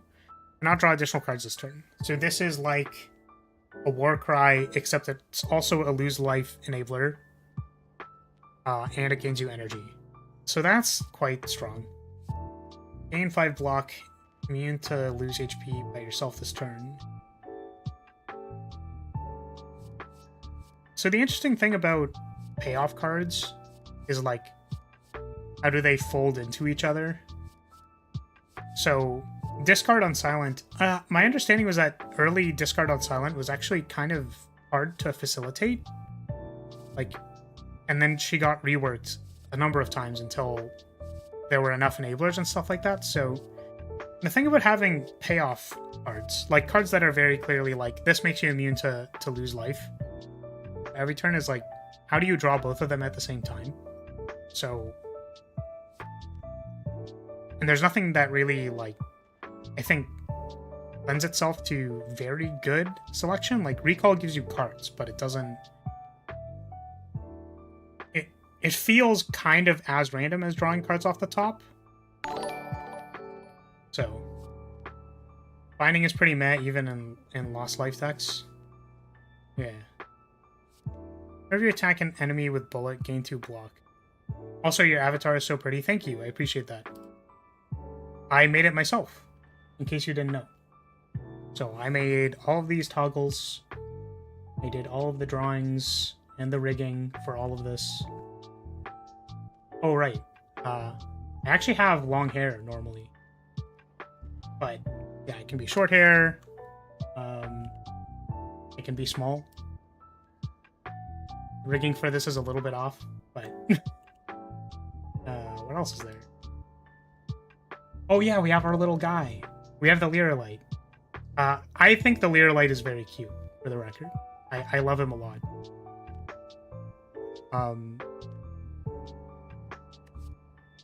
Yeah, I also made the flag bearer mod if you've tried that out, or if you haven't tried that out. I'm going to. Okay, yeah, we're not gonna click any of those. I think there's other ones. I think one of these is the shorts toggle. Yeah, there's the shorts toggle, which was supposed to be part of the more acutely femboy one. What else do we have? Got some expressions. What's that? What else is there? Oh yeah, cat ears. Wait, which one's making me sad? Stop being sad. There we go. Got cat ears. What does this one do? This one? Oh, don't worry about that one. My hand's not gonna reach for it, but I have the flag, obviously, because I'm the flag bearer of House Lyria. Can sort of move it out of the way. Yeah. I'm really proud of it. Wait, why are you bonking me? Stop! Yeah. I have a couple of other models as well. Yeah, I don't know. I think having avatars is really cool. Like, I think VTuber avatars are they're just cool. I don't know. I think it's nice that you could become a character. And particularly this character was someone I roleplayed as for about 3 years in like a D&D campaign. It wasn't actually D&D, but she was basically a support mage that just casted like haste and casted AoE haste. Yes, Elizabeth von Lyria was the ditzy flag bearer who had like a negative dexterity score, and basically she could innate cast stuff, so I could like have an attack spell every turn. But the other thing she did was she could innate cast stop fall because I had the klutzy disadvantage. So whenever I would fall, I would innate cast stop fall so I don't like face plant. The first time I interacted with my party, I had a saber at my side, and what I tried to do was I got like launched out of a cannon, basically isekai towards my party. I tried to draw my sword and then it like fell out of my hand because I was klutzy, and then I was like, oh god, stay away. You at your side, shut the fuck up. Stop it. Shush. I'm not Saber. And he fell on it and died. I did not fall on my sword and I did not die. Yeah, some of the stuff that I did towards the end of the game was there was a spell that basically gave you, I don't know, what would be the equivalent of like plus 20 to any secondary skill. So what I would do, it costs a lot of mana, but what I would do was that I gave myself like divine intelligence, effectively. So I got like plus 20 to, it was intellectual ability scores. But you had to pick them, and you had to distribute the points and stuff. So, like, we were leading a war effort to fight one of the big bads, and my character was in a war room, and then effectively gathered enough mana around her that, like stuff was shaking, and, like, papers were falling off of desks and stuff, and then I casted it, and had, like, a tactics score of, like, a bajillion. And it's really funny too, because my DM was like, so it was like, I roll like 7 billion on my tactics roll. DM, what should we do in this scenario? Because we're trying to lead a war effort, so like, what do we do? And his answer was literally like, throw more guys at it. And it's like, I rolled like a 7 billion on my tactics roll, and all I can tell them is just throw more guys at it? Are you serious? What the what? So, oops. So, yeah. I also had an artifact which was like a watch that rewound time, because I'm also a time mage. And but to DM my first session not too long from now. Oh hey, congratulations. I mean, good luck. Best of luck with that. I hope your session goes well. And yeah, so I had like some time magic stuff, and then yeah. Could be really funny when we come back to this moment and I've changed a whole bunch of toggles. Yeah, what card are we gonna pick? So Last Stand looks pretty good. I was talking about enablers, payoffs and enablers, and how having two things at the same time is a little bit tough sometimes. Silent does a good job of having both things at the same time because you draw cards, so you have selection. And the selection also allows you to enable stuff by discarding. So that's kind of cool how that's baked in. Losing life, I think, doesn't immediately allow you to do stuff, but you kind of just gotta figure it out.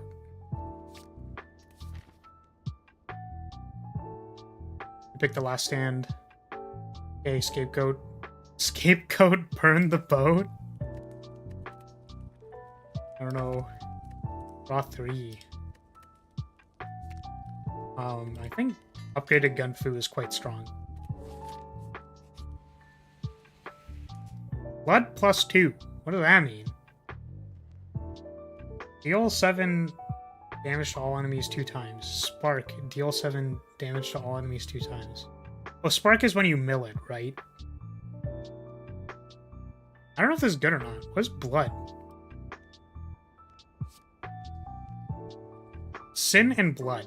Your next X combats will be paid for by blood.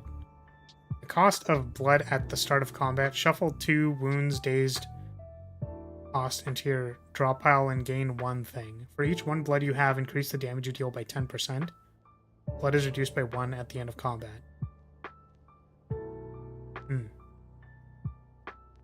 Means makes your next fight harder, and yes, Spark is mill. Yeah, so this is sort of like a meta progression system. I suppose.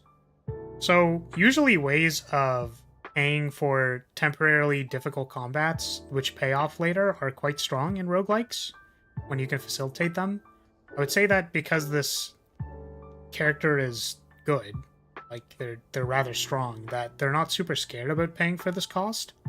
So yeah, I don't know if I agree with changing that event, I guess is what I'm saying. Which maybe like adding this card to your deck isn't even that good to begin with, so it's more of choosing whether you draft it in the first place, but...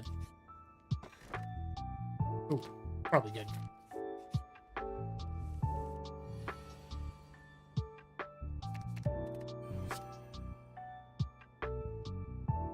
Oh, this gambling chip happens after.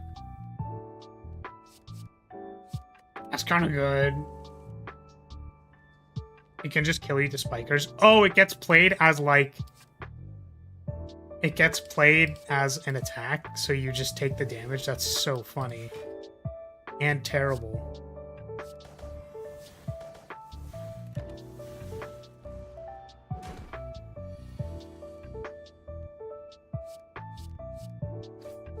We haven't played our healing card yet. Gotta go. Good night. Should I keep an eye on your Twitter to know when you're streaming next? So I post my schedule on the community tab. You can check it out there. I think I have posted my schedule for this week. Like I said, I'm gonna try and post on Mondays because my schedule has changed recently such that releasing them on Mondays is a bit easier. So you can take a look out for that on Mondays.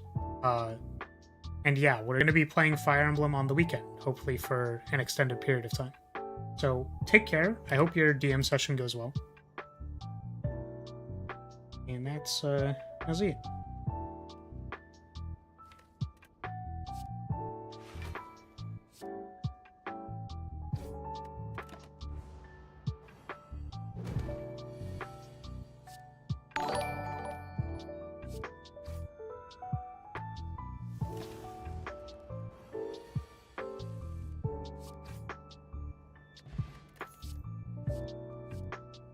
Deal 9 damage, next turn deal 15 damage to a random enemy.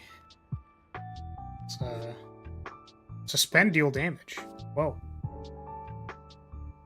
Deal 7 damage, bullet affects that card 3 times. Yeah. So bullet being strength, that just kind of goes away. Is interesting. Because bullet affects all cards. Bullet affects all sources, so...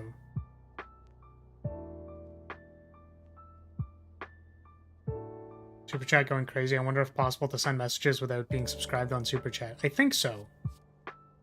I think that was the conceit, because we set it to subscribers only for 7 days, so I wonder about that. Okay. Deal 4 damage, gain 4 block. This card's damage and block increased by 2 this combat.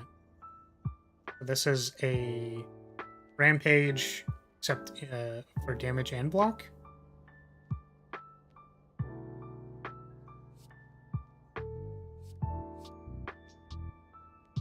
Do it without the sub requirement. Oh, okay. I think liquidation is strong, and we're trying to do bullet stuff, maybe? I don't know. Skill target is Rampage Iron Wave. Yeah. I kind of wonder about these cards if they're, like, necessary. I guess playing the card multiple times does synergize with the recall. I need some bullet enablers. Only have one thing that gives us bullet. Does Spark still trigger if I pick it up?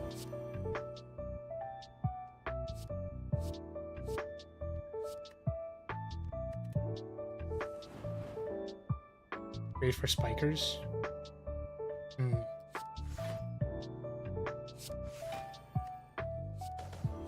It does still trigger? Okay.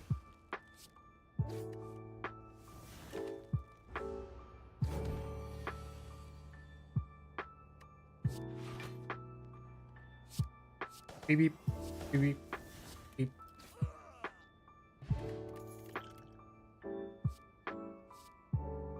Strip the soul of an enemy which has 30 HP. The damage taken by this soul is now returned to the enemy twice as much. Overflow damage will also return. What? Well, this is probably mistranslated, so what does this do, Cavalier? I have no idea.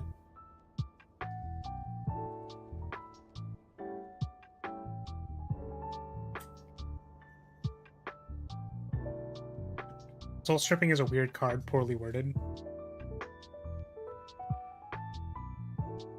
This might take a while. Oh no.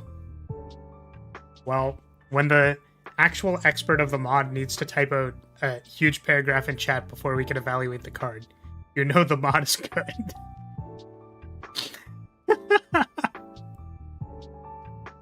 Yeah.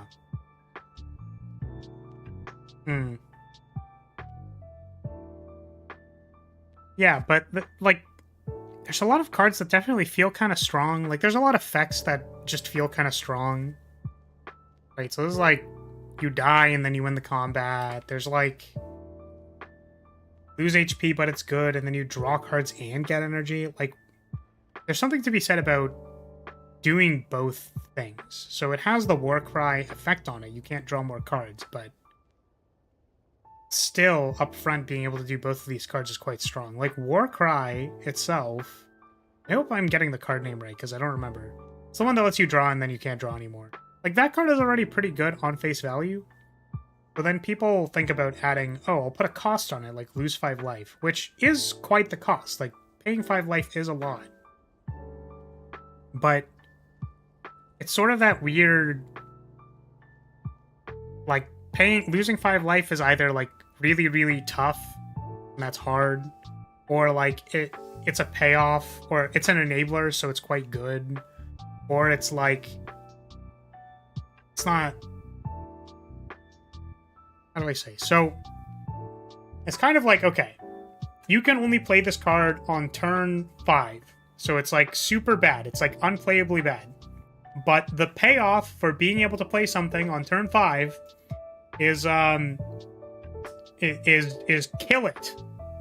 kill it forever. It's sort of like... So after turn 5, I just win the game, right? So... It's kind of weird. Where, like, the cost... There is a cost associated with this card.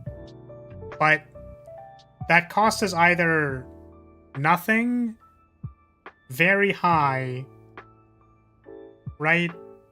It's just hard to say, like, oh, the downside on this, like, we're gonna make the downside lose 30 HP, but then it one-shots things, right? It's like, is that okay to do that, right? Where a lot of Slay the Spire cards are a little bit more modest in nature. Like, they do some effects, they only do a little bit of it. So it's like, is it okay to be like, lose 10 life, but it's going to be draw 5 and gain 5 energy? It's like, is that okay?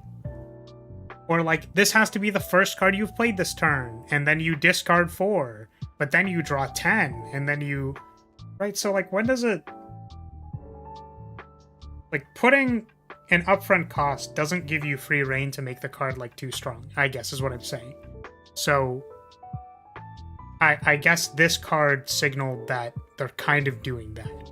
And I swear there was another card we already looked at that does something similar. It's the vulnerable thing, I think. The vulnerable for 18 block. That's another one where you start asking the question of, like, I don't know. Last Stand compares most directly to Offering, which is a rare. Yeah, I think so. It does those things. Yeah, then you go like, well, I'm going to put a downside on it. And then it's like, but the downside doesn't really justify making it an uncommon, right? Like, it's just rather strong. If the card on average saves you that much life, then it's not really a cost. Yeah, that's a good way of framing it as well. Which, the interesting thing about making that kind of poi is that, like, it sort of forces people to think about the gameplay, right? So I think an important lens for figuring out what you want to do with a particular system or effect, like I was talking about, basically like some homebrew TTRPG stuff that my friend was working on, and I kind of asked, like, okay, but what's the gameplay? Like, someone who wants to do this thing that you're retooling, like, how do they actually play the game? Like, what does that mean? Like, what is the step-by-step thing you could make up about the gameplay? And then you start to uncover stuff like that, where you go like, well, this effect isn't really good because players would never practically be able to do it, was sort of an argument I made to them. Because TTRPGs tend to, like, follow this sort of flavor, so you can observe what is actually going to happen in the gameplay and then determine, like, how do I actually approach making the system based on how I think it is going to be played. You can uncover similar things on the point you made. But, yeah, kind of like, what was it called? It was all the problems we had with banner magic. Because you recognize once you actually start playing Flag Bearer that you're going to be planted like 90% of the time, and actually it's quite bad to recall. So things like banner magics are just, like, unplayably bad, basically. Yeah. So let's look at this card again. Soul Stripping. What it does is add a new enemy to the fight, which doesn't attack you and has 30 HP. The new enemy is linked to the enemy you play Soul Stripping on, and if you damage a new enemy, it deals twice the old enemy for damage as much. So you make a punching bag that gives you a 2x modifier. It only has 30 HP. That's probably good. I think.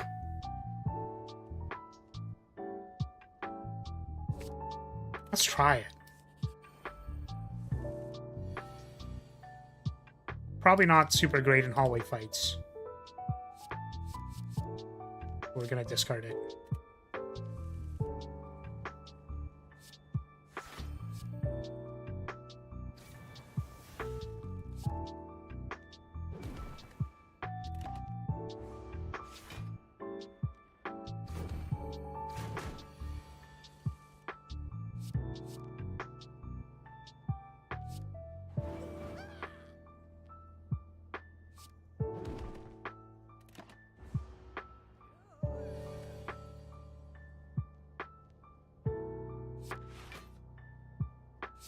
Over the course of the fight, it deals at least 30 damage to the chosen enemy, which is a little slow, but strong for 1 energy.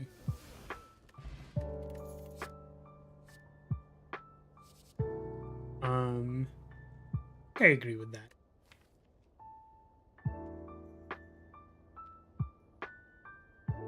Right, because the damage you net is how much you double. And the thing is, like, it says overflow damage will return, so... Does that mean overflow damage will work or not work? I don't know.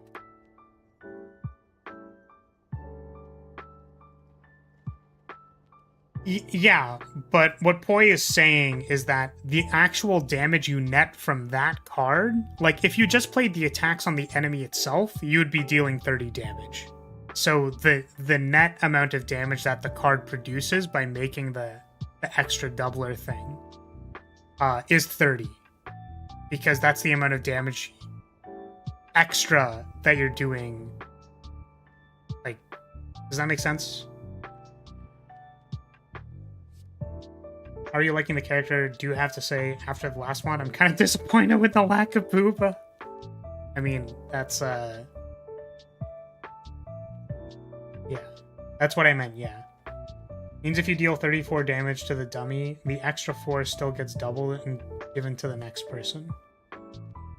I don't know what that means. Double it and give it to the next guy? Alright, I don't know. Yeah, listen, Cavalier. What we're saying is that, like, why isn't there a booba lady on screen, and why do we have Scapegoat instead? Get rid of Scapegoat. She doesn't gotta be here. Get her out of here. Give me the booba lady from last time. She was better. Deal 5 damage whenever you break an enemy's block applied to vulnerable. Lose 4 HP, deal 15 damage. Hemokinesis. Hemokinesis a common? Add 4 random common cards into your draw pile. I mean, again, I am... Mistranslation alert? For what? Hemo impact?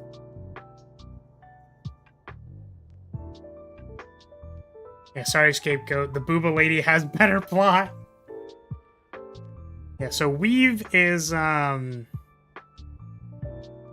Weave mistranslated?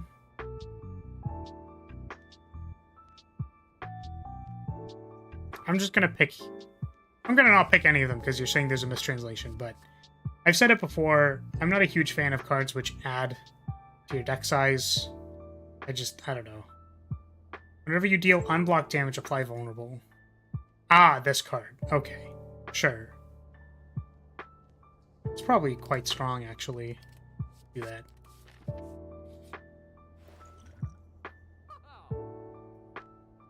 Whenever you reburial a card, gain 2 block, reburial 3.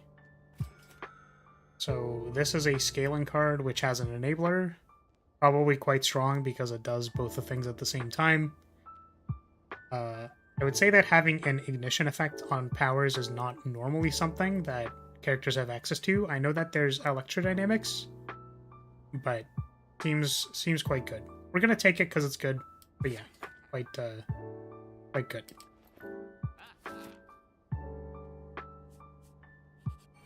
That's so funny. All-out parry is insane. Yeah, I think we talked about it last time. I'm inclined to agree that it's just seems quite strong. Like, usually the problem with playing a power card is that you need to pair it with block so that you don't take damage. But the fact that it gives you block on activation is probably immensely strong. There, it gives too much block. I don't know if it should give any block, because that's sort of how powers in Slay the Spire work in general, is that the opportunity cost of playing the power is usually that you spent your energy and you don't have any block. So I don't know about giving block with it.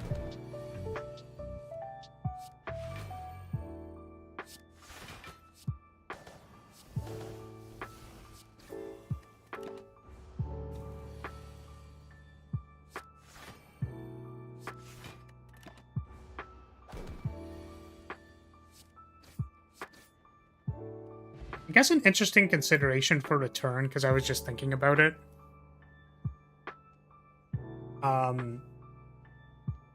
Is that I don't know if monsters' numbers are balanced against their own HP, right? They're kind of balanced against the idea that players can gain block. So I wonder about how return would interact, or like if you think about how much expected damage you're going to get off of return, using how much HP and block a player can get as a heuristic. Like if that'd be a good place to start. Because I don't know if return does enough damage, I guess, was what I was going to say. Because certain... How do I want to say this? It's like... damage numbers are balanced differently, right? How much damage a player can do is balanced differently than how much damage a monster does. So if you made return an archetype, which I think you've said return isn't necessarily an archetype.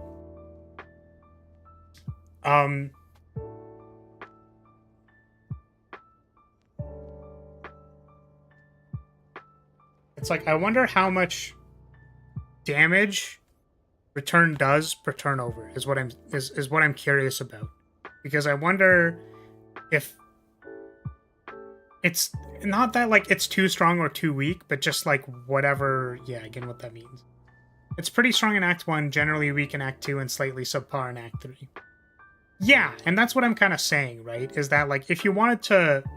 the reason that that's probably the case is because the amount of damage which players can deal with as the acts progress actually don't go up by like they go up. They have to go up. But if you think about it, it can't go up by the numbers that like Ironclad gains strength and then multiplies by how many times he attacks. You know what I mean? Like that combo is supposed to deal a lot of damage. Whereas something like Return is just like, I don't know if the amount of damage that a boss is going to do in Act 2 lines up with the expected damage you're supposed to do multiplicatively when you compare it to Ironclad. My guess is that they don't line up. Return also wants big hits, not multi-hits. Like big single hits, not multi-hits. I agree.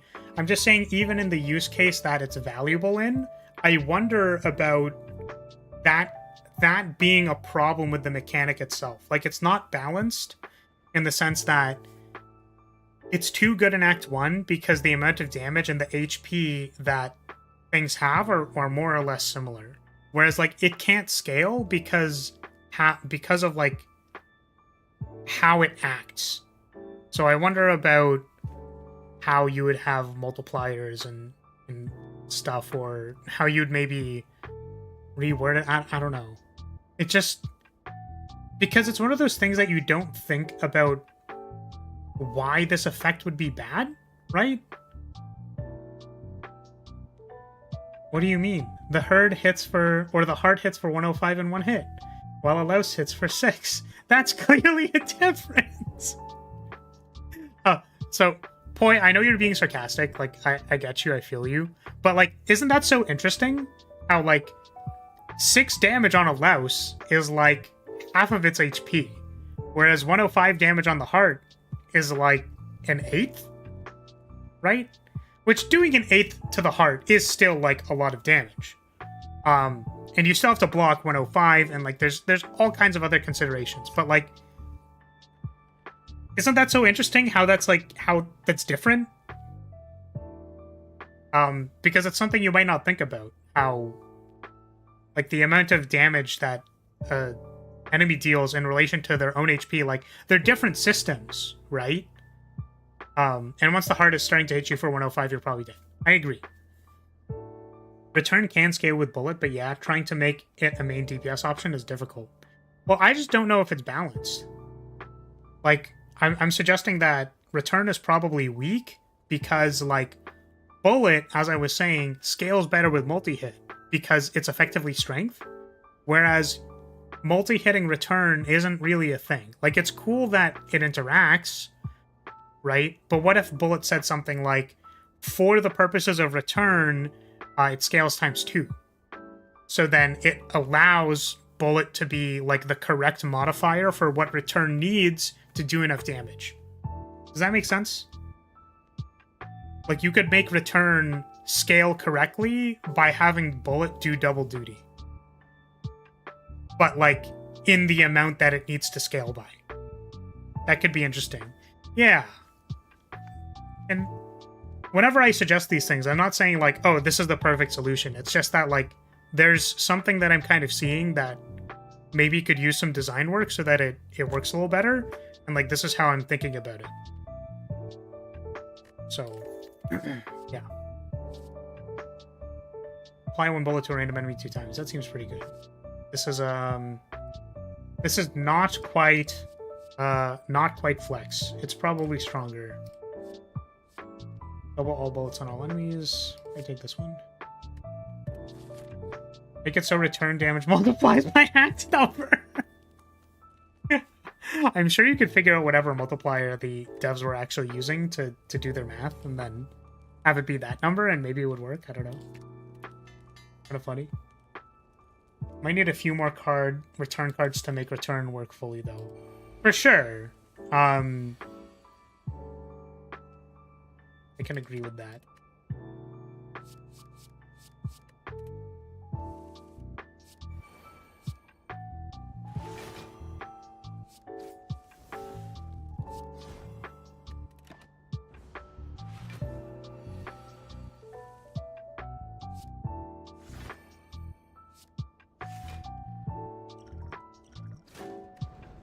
Oh, I played my last stand. Oh, that's so awful. How terrible is that? Oh, no. Wait, we wanted to return that. Shit. Personally give Dancing Needle, give return instead of Thorns. Yeah, I remember there was something like that, where there's like a card that does something like that. Why does it have unknown intentions used?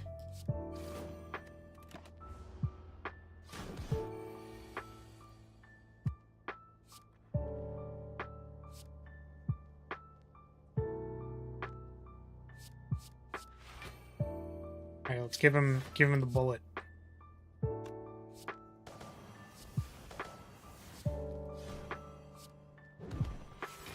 Nice.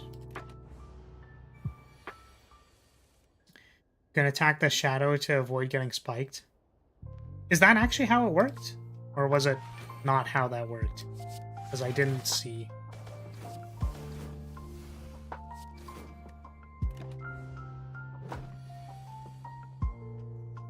It's not doing anything. The puppet does nothing every turn. I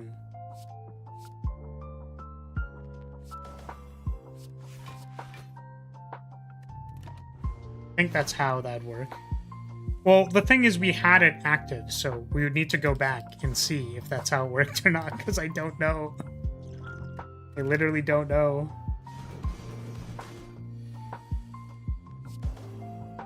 Oh, sequencing.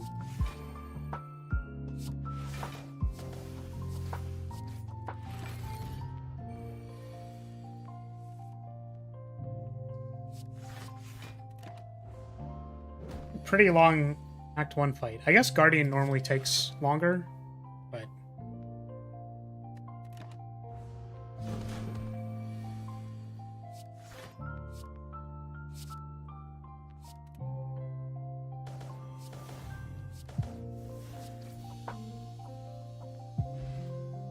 I don't know what this boss's spike status actually does now that I think about it. Oh, you know what? It might work versus spikers, but... Oh, that's literally what Cavalier said. Okay. I was about to say, maybe it doesn't work versus Guardian because it just happens when you play attacks. I literally didn't read what you said, so I apologize. Reburial 3, recall 3. Mill 3, draw 3. Kinda neat. 0 cost card. Draw cards. 0 cost draw cards card. Play and exhaust a card. Draw cards equal to its cost. What the heck? What the hell? I mean, I guess it...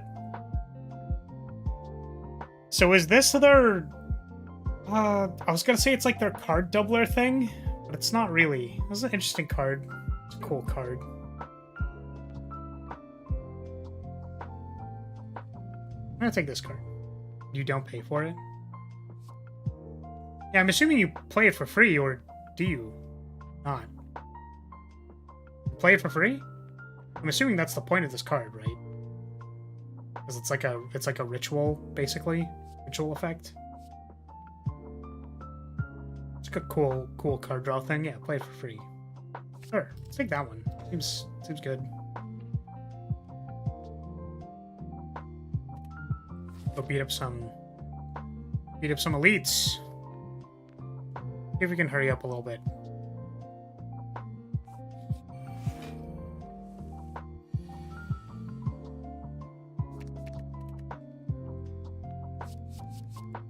I like that my Reburial just is fodder for discarding.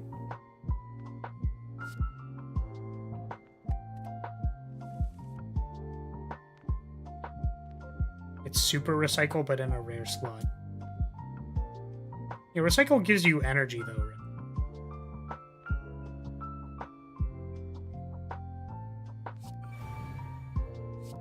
Does this not work? Oh, it does work. How interesting. Also, it goes past the block. Huh. That's kind of cool.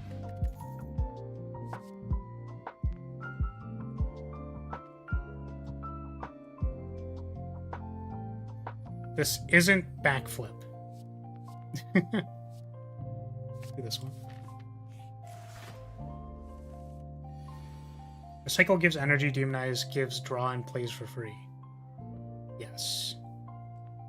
Oh yeah, so I guess you could argue that recycle gives you the energy to play a card and then does a thing, yeah. I don't know. It's like, the thing that I find odd about the card is why does it draw cards? Right?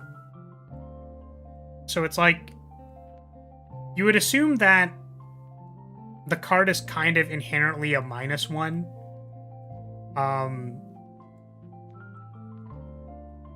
And because it's inherently a -1, like, that's supposed to be its downside, but it lets you play the card for free. And also you exhaust it. So it's like, does it need to draw cards? Like, the interesting thing about Recycle giving you energy is that it doesn't give you cards, right? So, like, why does it need to draw cards? Is there anything on the status or card that implies that the double damage is life loss? I don't know. We'll have to find out. It's, don't know.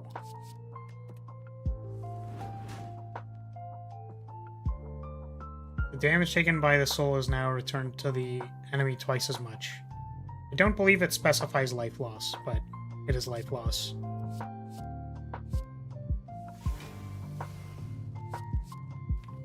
But demonize also exhausts.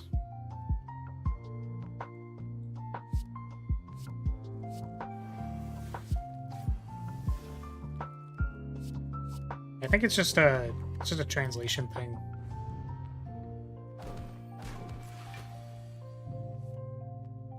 Demonize upgrades to non-exhaust. Is that how Recycle also upgrades? Once again, we did this in the wrong order, I think. Oh, it died anyways. Nice. 2 return, gain 2 thorns. Yeah, there's the like return and thorn stuff as well. And like thorns is interesting because it's supposed to be specifically good against multi-hit. And that tends to be pretty clear. Whereas turn's a little weirder. Recycle never exhausts, upgrades to cost 0. Right. Recycle doesn't exhaust. I don't think I need any of these.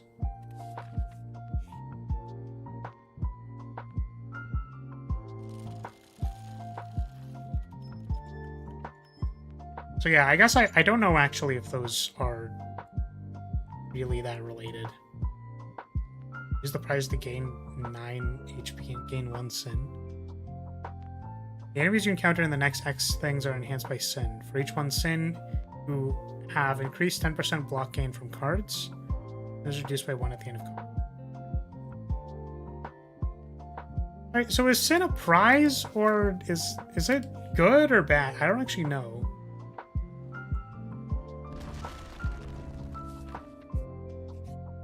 I feel like changing all of the effects to being sin and blood and not the effects that they are is good.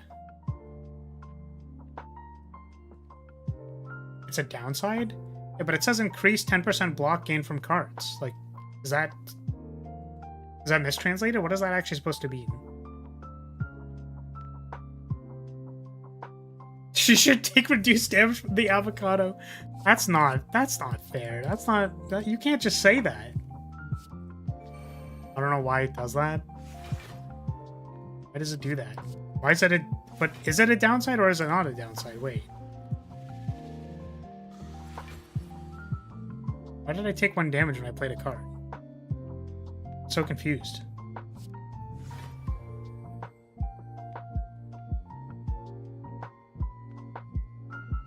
I don't know, man.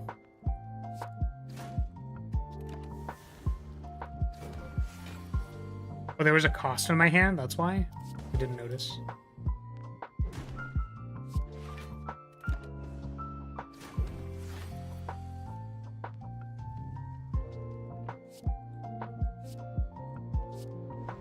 I'm just a goober.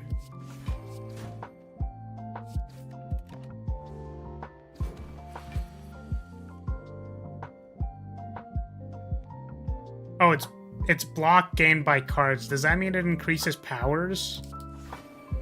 Confused. Color me confused.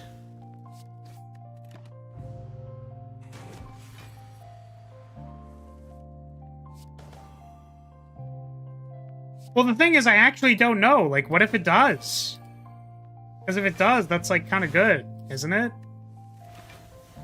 Oh, I could have played more cards.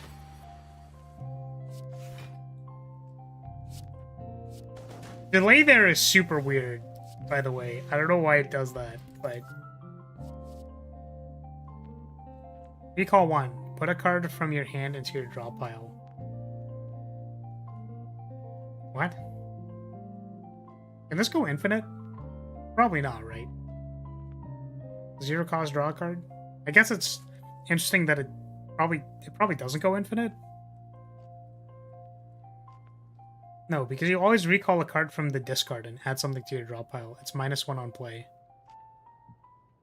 It puts a card in your hand. Oh, it's -1 from your discard on play. Okay. Yeah.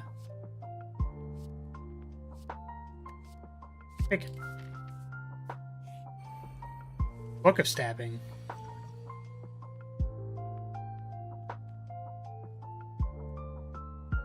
Oh, from your hand. Oh, whoops. Whoopsie.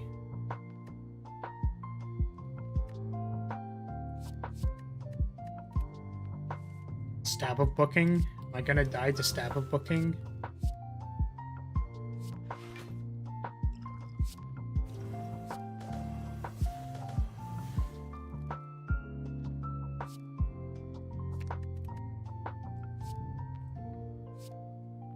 Oh, sequencing, I guess.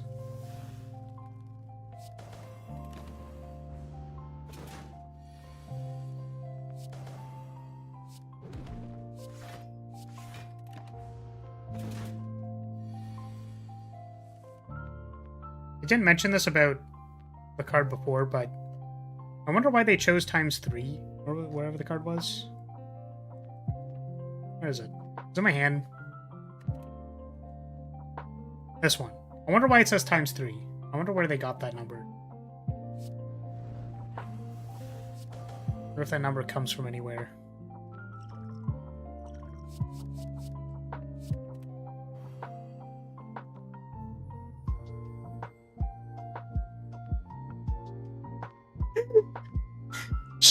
Shh, stop, don't say anything. Don't say it. Just don't say it. Do not open your mouth. Just say nothing. No comments. I don't want to hear anything.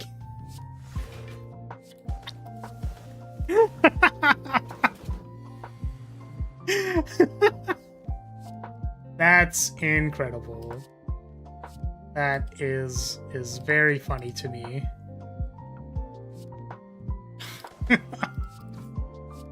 Oh goodness.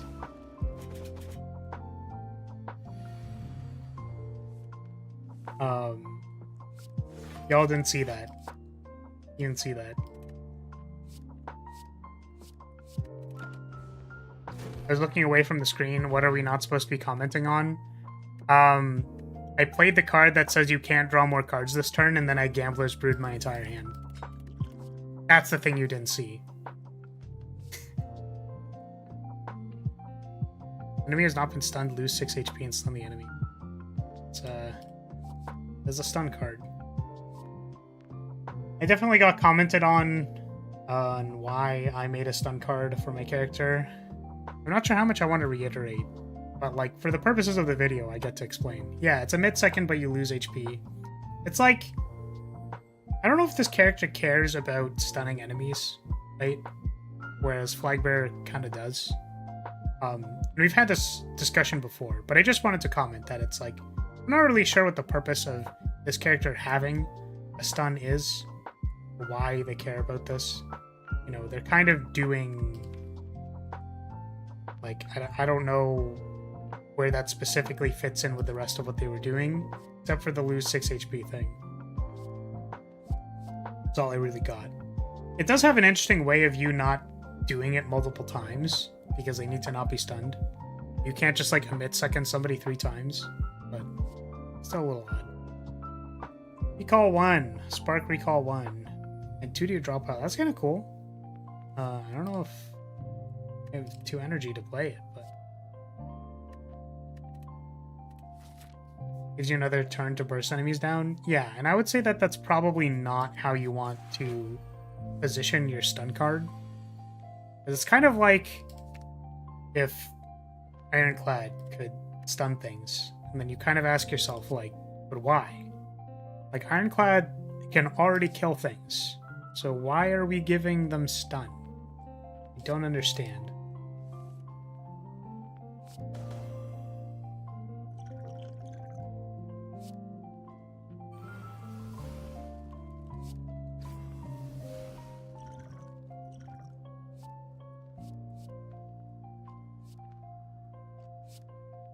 I don't actually know if this is good.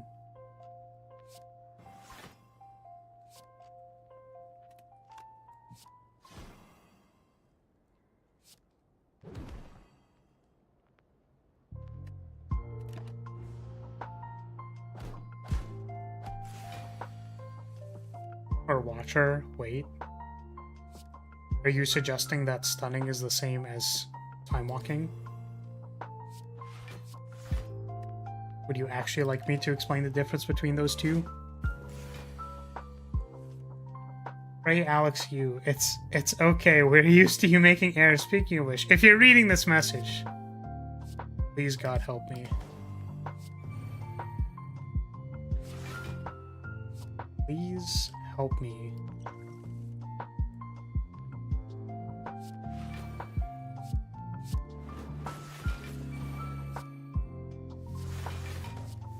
Oh my god, how did we get 42 block?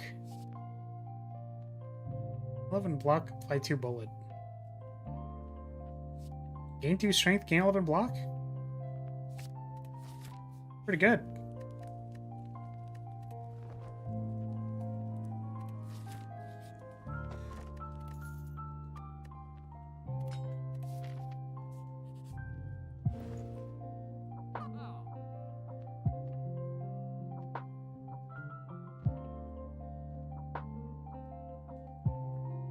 Gain energy at a cost to your hand. Well, that's kind of neat. It's like you give yourself energy to play more cards, but then you take damage by playing cards. Neat.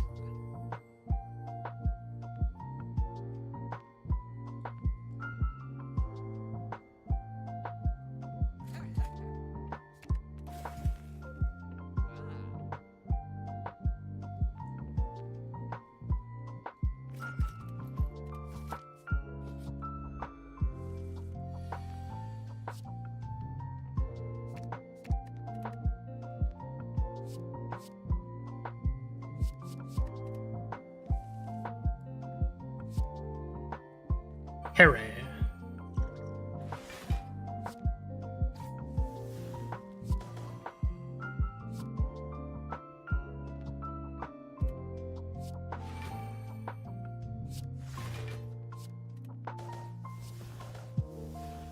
Alright, I'm so sorry. You mentioned something about parrying a really long time ago. Don't remember if I read it or not.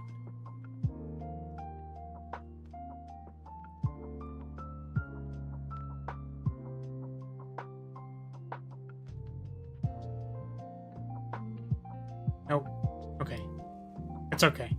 I thought there might have been something and then I just forgot to read it, but...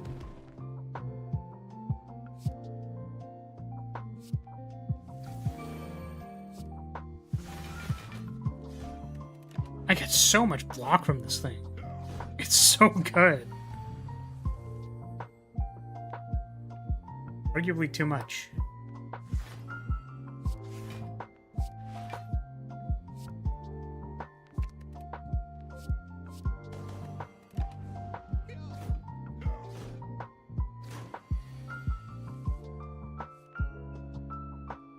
Parry giving 3 is too much. It's definitely a lot.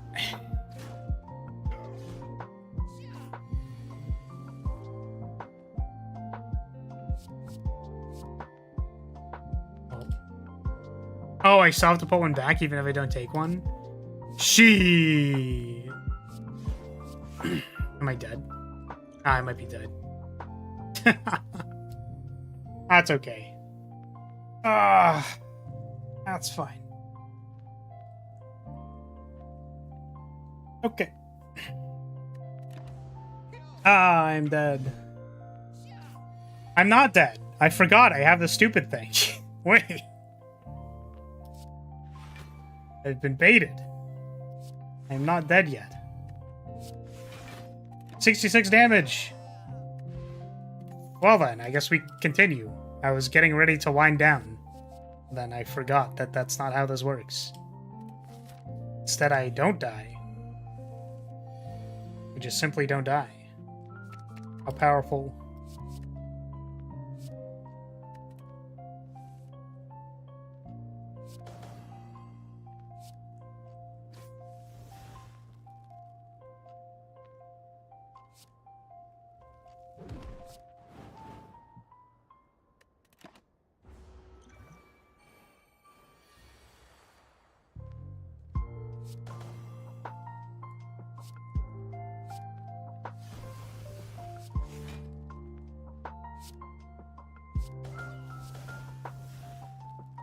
Did we only lose one?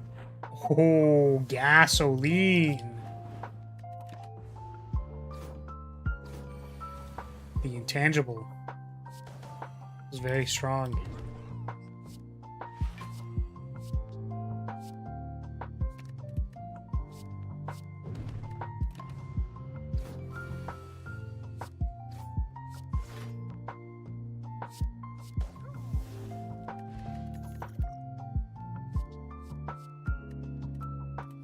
Definitely a little low on HP. I kind of want to not mess around. My zero cost cards are quite bad. Oh, does this work like this? It does. The bullet is added afterwards. Very interesting. Oh, there was a continuous fire there.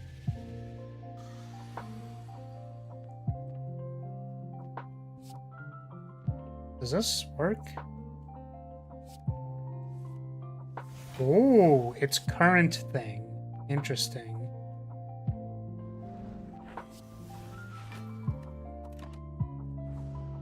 Bullet is added after everything. Everything?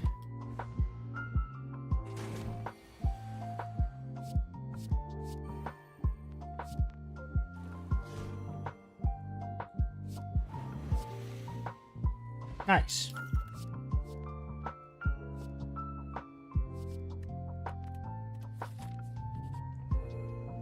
Including vulnerable?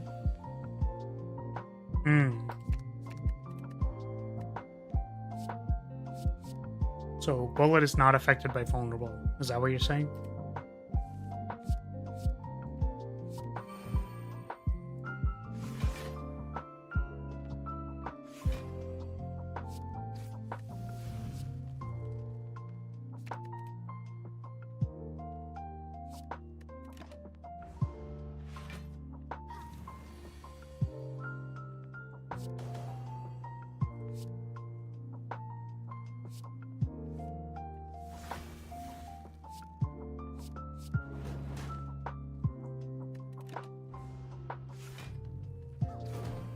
Suppose that makes it a fair bit worse.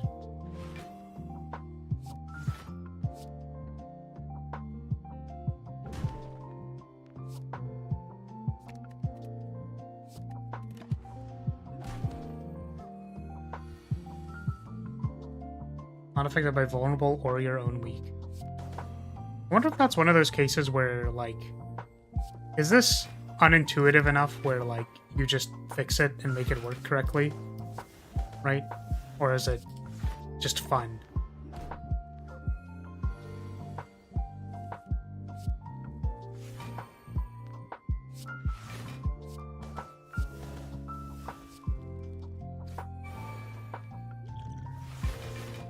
We are so close.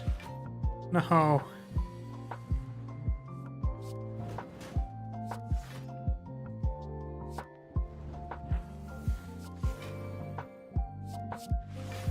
I'm just playing cards.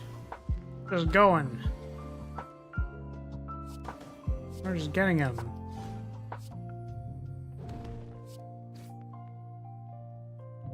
Wait, I'm dead. Wait, no. We could have killed it though if we just played a strength potion. I'm gonna trade this strength potion for totally doing nothing suspicious.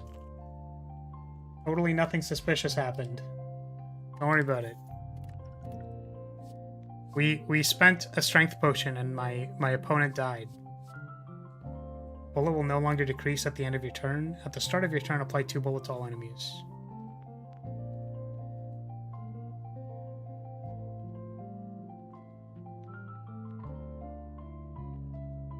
It's kind of like...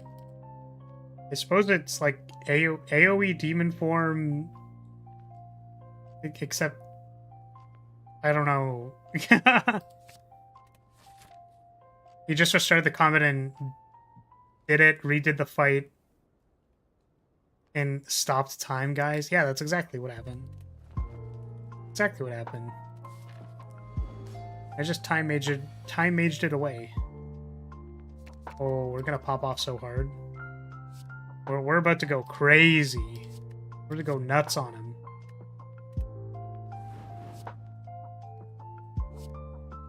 Value. Insane value, even.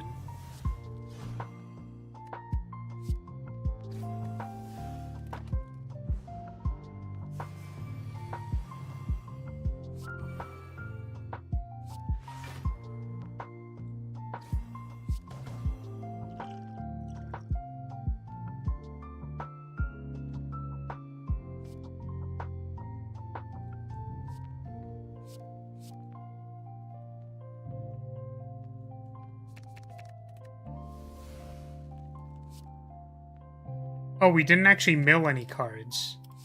So we didn't get the thing. Wait, that's terrible. Oh no.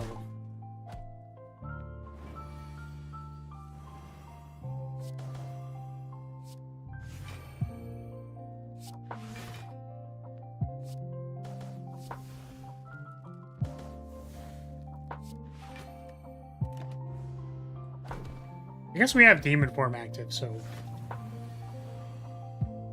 Can't rebury cards if there's no cards there to draw. I suppose you're right.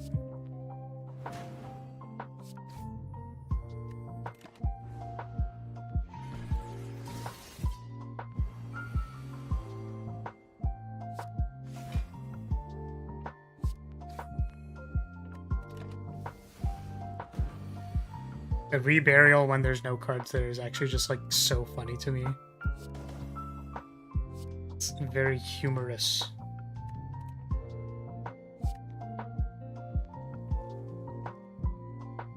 Wait. Wait, why didn't continuous fire go to my hand? What? Didn't I select it? Did I not select it? And that's like funny because I didn't actually select it. Oh, nice return damage. Let's go. Huge damage. Add X glass bullet into your hand. Apply 2 bullets to all enemies. Huh. A little weird. Because you want to apply the bullet first. Probably. But you get glass bullets. But those only do things when bullet isn't applied. But it deals it twice. So it's like apply 2 and then each of your glass bullets do 6. Is that how that works? No, they do 8. Huh. So 8x 8, I guess. I think I want to pick another Demonize. This card seems quite good. We could also take the glass bullet card and then go pick another Demonize. Ozu. So if you ever guess the most deployed unit in 3 houses, it's Dorothea. When I turned... Or when you looked online, she's #1 on all the... All the what? Don't they give Girl Riz the community? No Scapegoat boss relics? That's too bad. Are they, like, busted?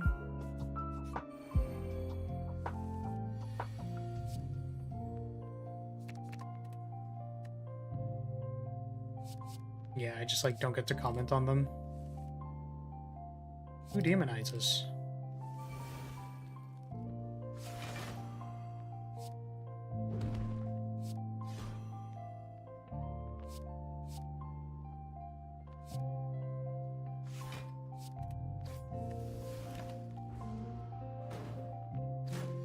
They're both pretty good. Noted.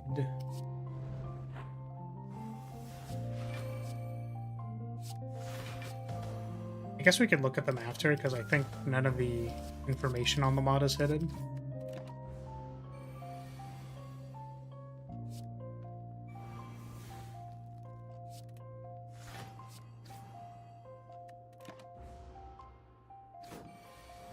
One energy relic which HP loss every other turn, and 1 starter relic upgrade.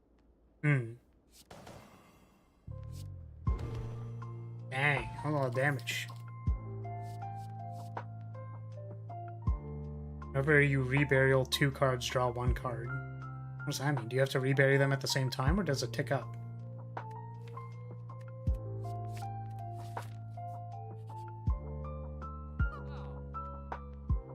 Cost donation ticks up, okay. Just prove that the normal Fire Emblem player doesn't play with brain, but with their decks.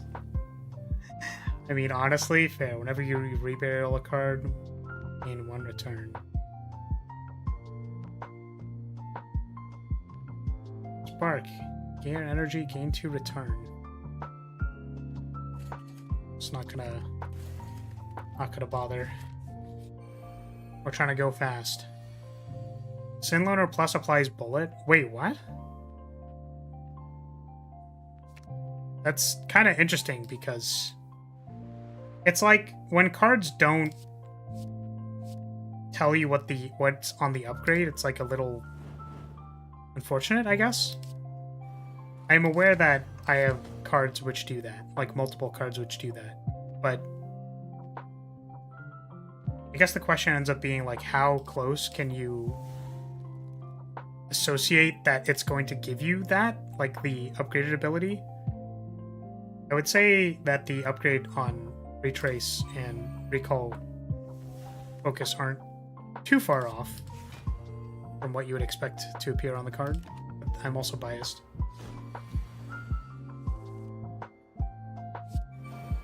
Obviously.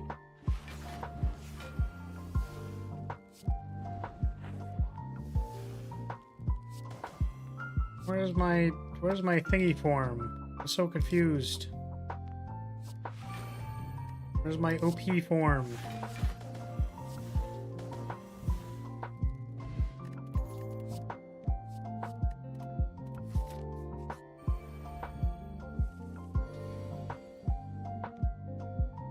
As with most times I play these characters, I feel like I'm low on block.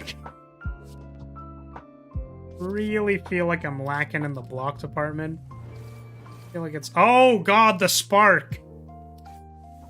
Spark actually trying to get me. Out here trying to kill me. For real.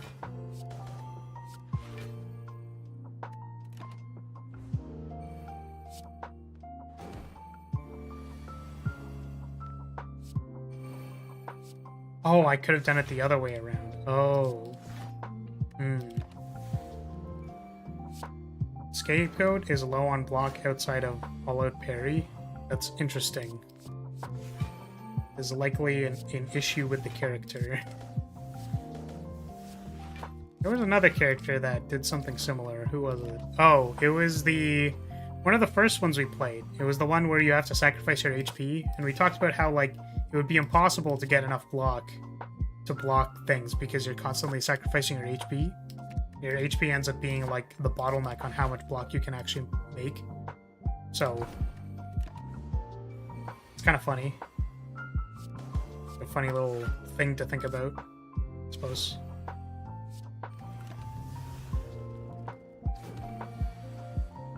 Oh, it dealt 14 instead of what I expected. I expected it to be 1, but it returns the base damage. Discard all attack cards in hand, then draw them 8 cards, gain 10 block. That card seems kind of good. You just play it last.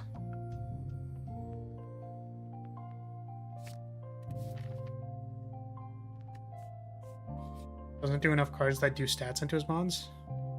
Obtain #G a relic! I don't know if we ran into that last time, but that's really funny. Both his mods do like 90% effects and 10% do in-game block. That's actually so funny.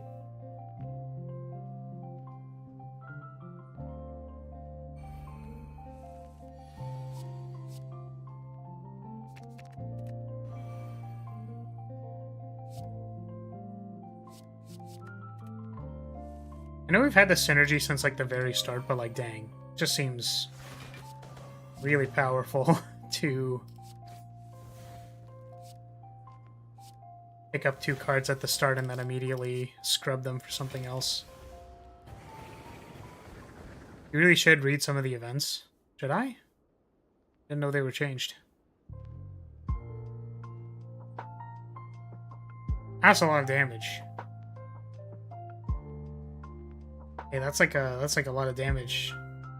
I don't know how I feel about that much damage. It's like a lot of damage, Joe. It's like so much damage. Why you gotta do so much damage?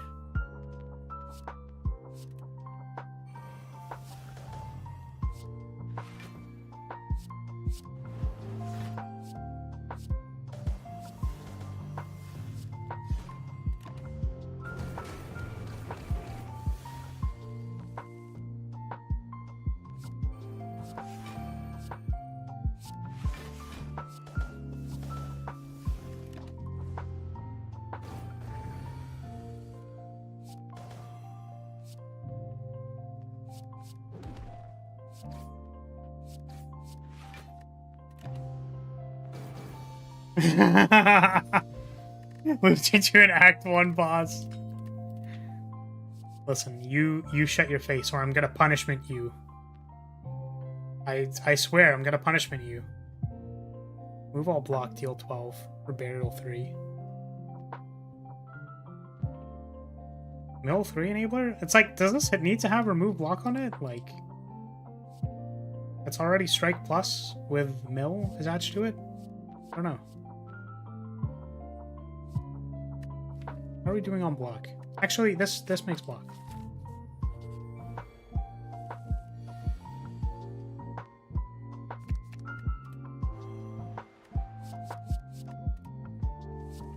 Give me demonize. Let's go. That's the combo. That's the synergy.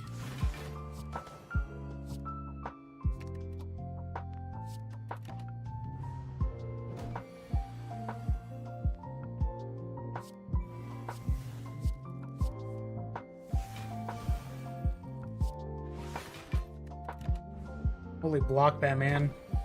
So much block.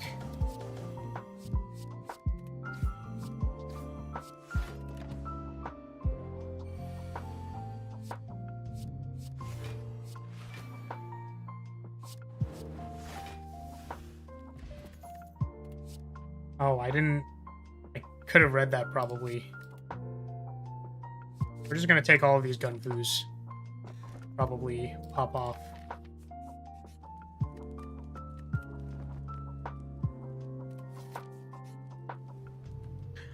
Can actually fall. Probably this one.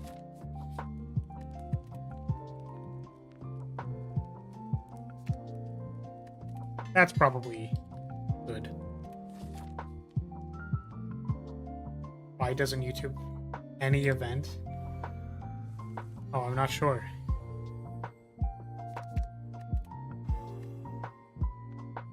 With changed options? I have no idea why that would be weird. This changed. Okay, well, noted. All these gun foos.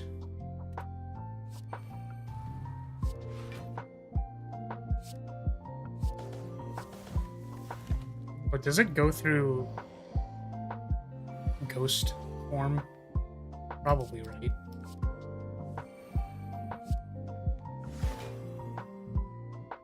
Text?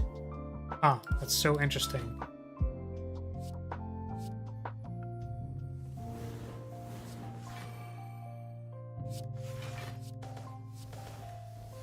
Does not go through intangible. That's very odd. The one thing it doesn't go through is intangible.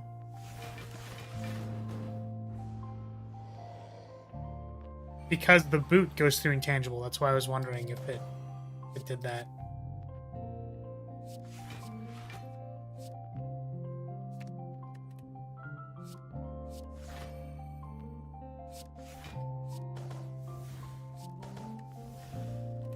Because no one ever texts Spire, so he banned the word.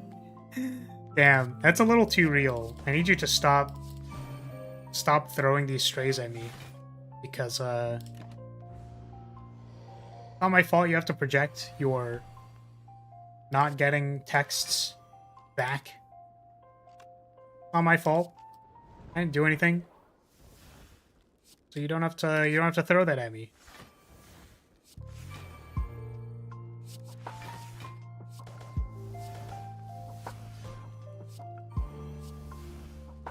Wow, I can pick up a burn and return a burn. Look at that. Look at that. That was so powerful. Wait, return went through immaterial. Is it because it was already gone at that point? Maybe? Oh, hey, bullet's really strong. It's crazy. What is this? Turn deals 25% more damage. That's interesting. 5-4 bullet. All random attacks now target this enemy. Well, that's kind of cool. It's a neat thing.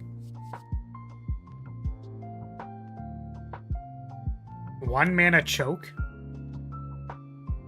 That's extremely good, I think. Does this trigger on bullet?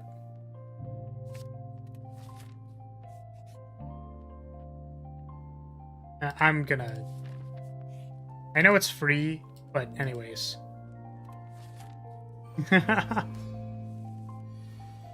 Oh god. Why would I give them my number?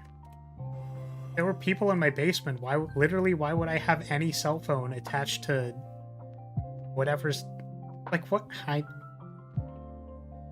feel like even describing that line of logic is just not a good idea. But, like, that seems dumb, right? Like, why would you do that? Like, that's just stupid.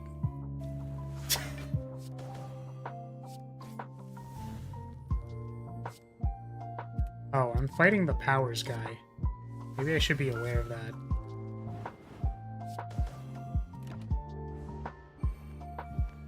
So I know we weren't really doing, like, card-for-card comparisons and stuff like that, but I feel like choke being 1 energy is pretty good. Like, that's kind of strong, is what I'm gonna say. Because, like, guess you'd have to consider, like, what is the... For choke... Like, what are the ways that, like, Silent can get around choke? And I think it's that, like, you put a bunch of shivs in your hand and then you choke them, right? Whereas this character, like, maybe doesn't have as many things, but also it synergizes with bullets, so, like, think about that.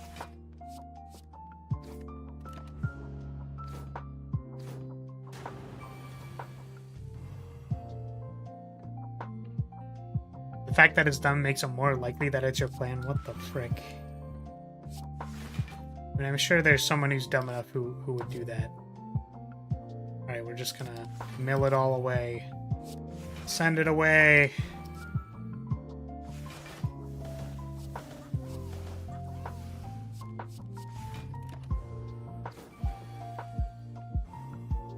Energy with bullet and deck flipping pseudo infinites.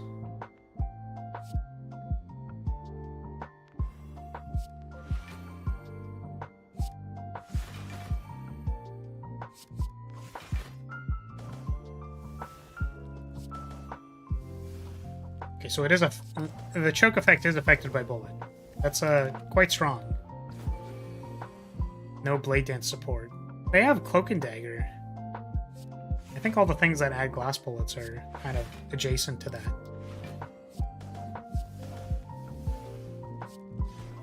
Yeah, maybe it's more okay for this character to have like a 1-mana choke because they have a harder time taking advantage of it. I don't know. But more of an onus on getting value from the effect as opposed to choke, where sometimes most of the value is from the 12 damage it deals. Oh, right, because choke also does 12 damage. I didn't think about that. Yeah, it's interesting.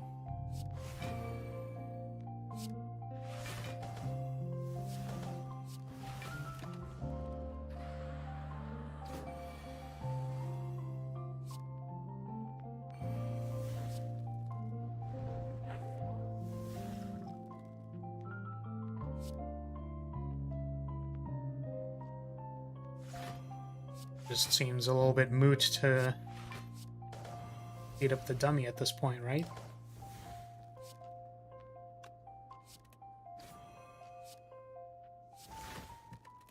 Oh, I didn't reburial anything. No! My free block!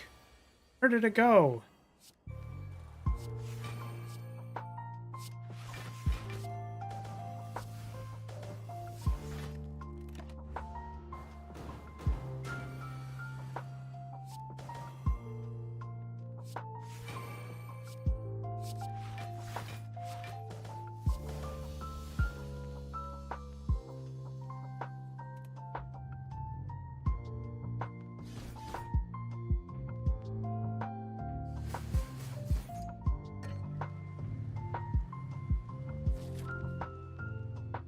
I wonder if we will get a W on Scapegoat. Escargoat.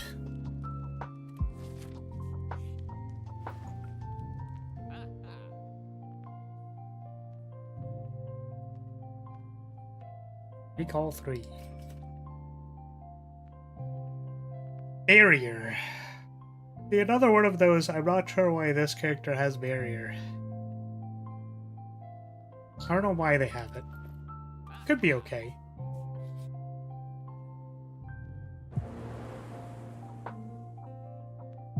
What the heck? My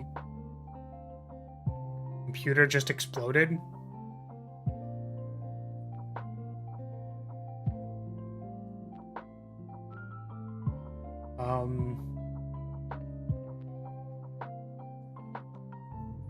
Crash the game relic? Yeah, what? Why is this happening?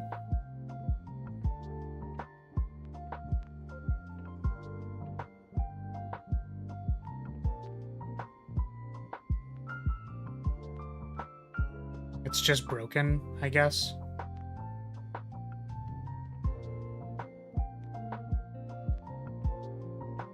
off special Act 4 elite spawn animation. Crashes some devices.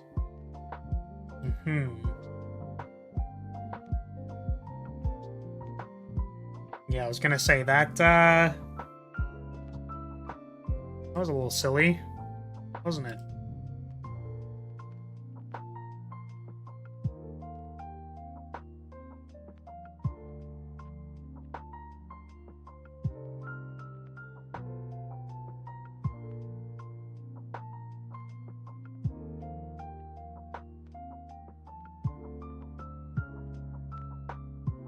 Why does it do that? Why does it crash things? What the heck was that? Mods. Scapegoat. Big. Enable special elites come on stage animation. So I guess I turn that off.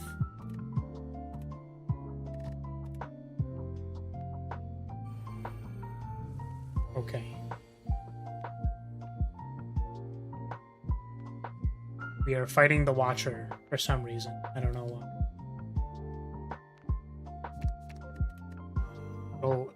It'll be on screen soon, I think.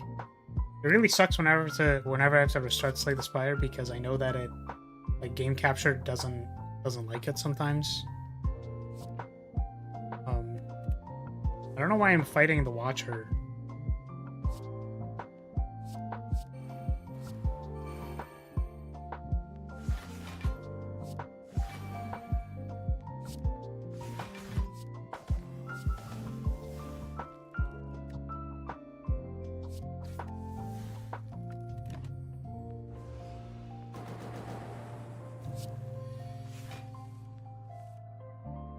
Like, literally, why?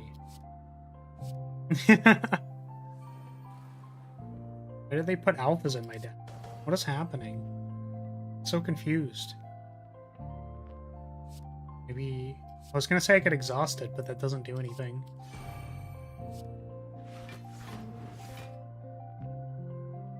I guess we play it.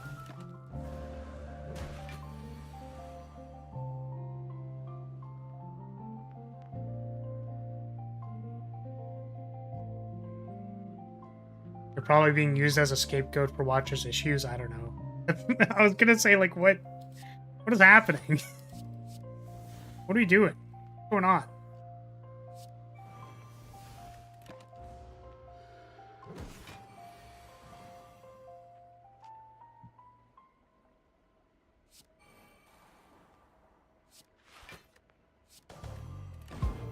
Turn 2 Divine Stance? This Watcher is clearly cheating. Yeah, I was like, they didn't even play anything. How did they get Divine Stance? Oh my god, we actually sequenced correctly. Check me out. Let's go. Sequencing, let's go. Oh, it didn't actually matter because we... Okay. Well, Watcher really isn't that scary when I can just blow them the fuck up. Wow, you get Ornamental Fan? That's so funny. Alright, whatever, game.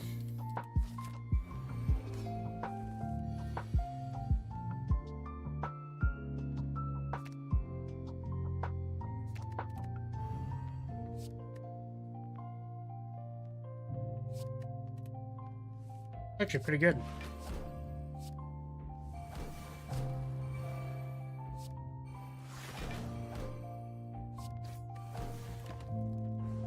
I think the fan is just luck. Oh, I thought that was, like, supposed to be a funny thing. Where you get the fan because it was UP Watcher. Do you have thorns in this deck? No. Oh, I do not.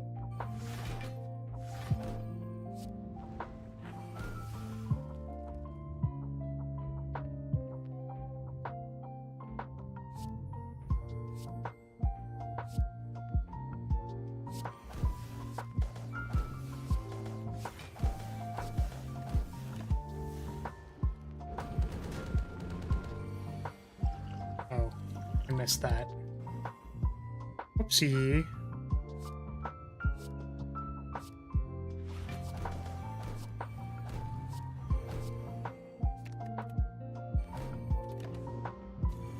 Thorns plus bullet turns the heart into jello. That makes sense.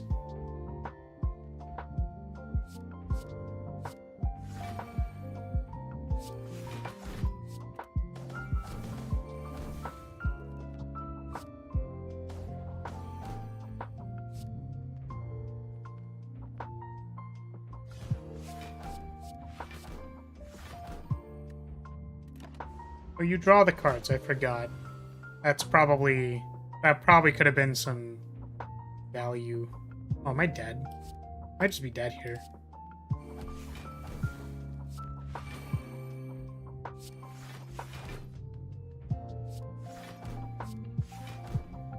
I'm not dead. I think I go up if I do this right. Oh, I don't because this is not an attack. Whoopsie.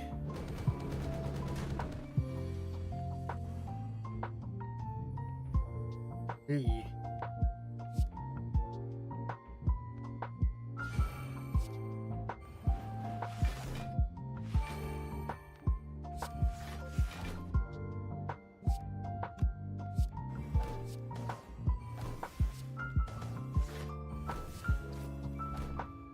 Oh.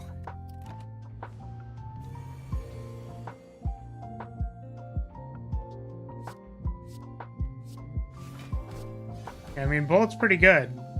Getting 21 strength is pretty good. I know it was close, but also, dang. A lot of strength. Well, they just beleted the center there. Just absolutely beleted them. Like, get beleted. Are we getting a real hard kill in Design Spire? Yes. We sure did. We sure did get ourselves a hard kill. Nice. Real in quotes. Yes. Well, I mean, hey, the only time we messed up was when we forgot to play the strength potion. That was the only mess up. Okay. Well, we played Scapegoat again. Let's this is the first one ever not counting I mean, technically. Okay, let's do some closing thoughts. Hold on a second.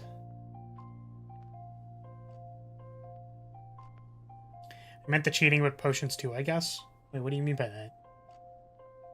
Wait, when did I cheat outside from killing the thing, which I would have... The one time when I killed the thing, the argument was that if I just played the strength potion on the turn, like on that turn, I could have killed them. But I didn't, because I'm a goober. I don't actually know if that's true, but anyways. Yeah, it depends if you think restarting is cool or not cool, but we're not going to worry about that right now. Let's have some closing thoughts. Let's not have closing thoughts, because I have to recheck. I don't know what other mods are available, but MLP mods tend to be surprisingly well done in other games. I see. Yeah, I mean, I don't know if there's any on the thing. We got 2 recommendations from the other person who could only talk through super chats, so we might be playing those.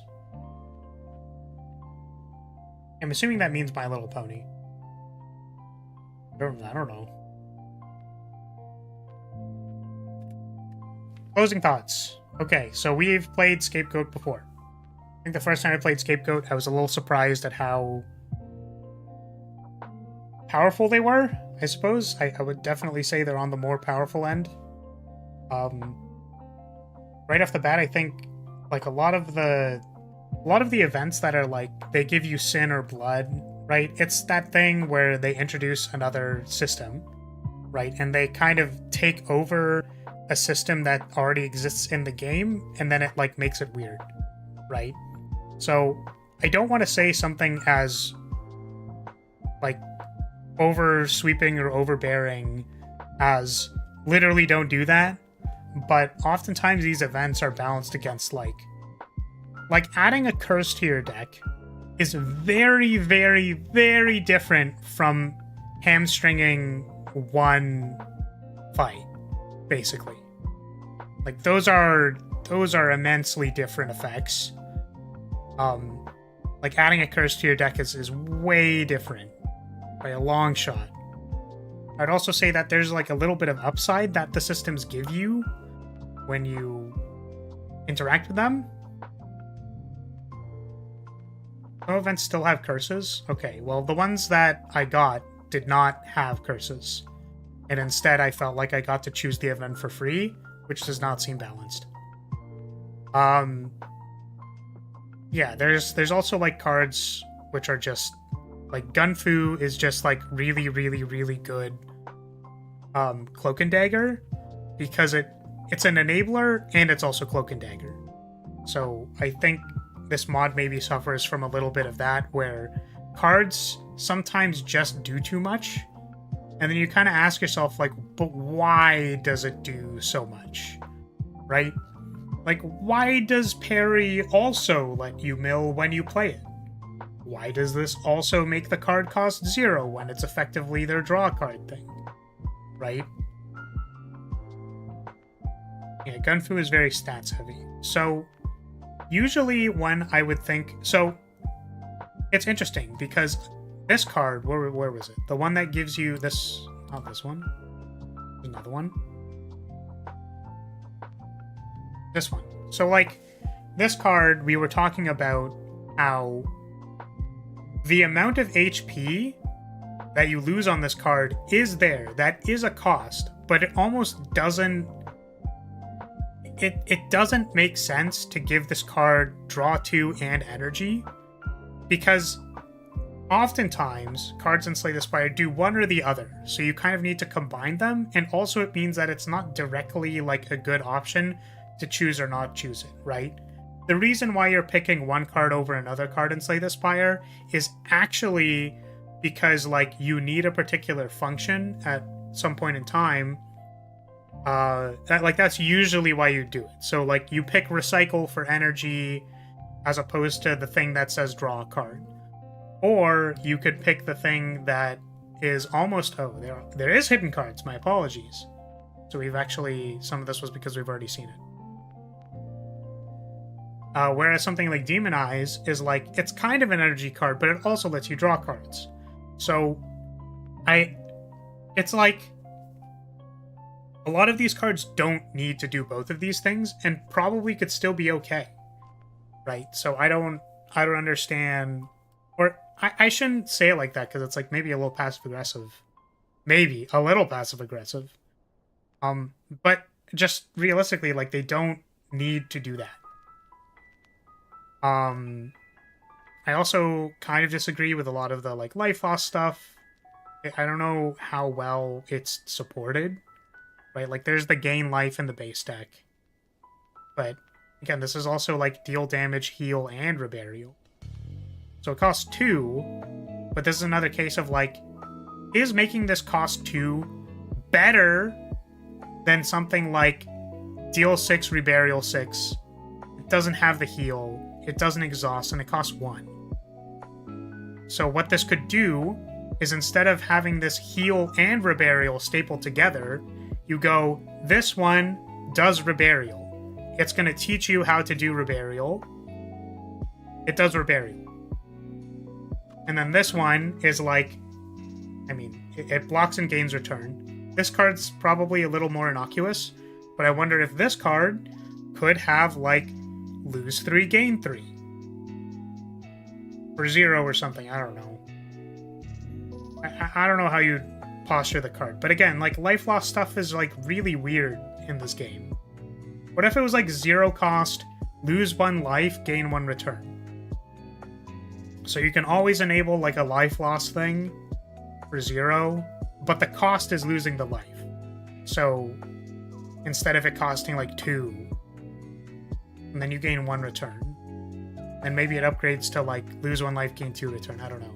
There was some weird stuff with flipping the deck over and then, like, how often you get return. But return also isn't super strong in the late game. It could also be okay that return, like we talked about return and scaling, like if they wanted to make that more into its own thing. But like it's possible that the function of return is just supposed to be that it's strong in the early game and then it's not strong in the late game.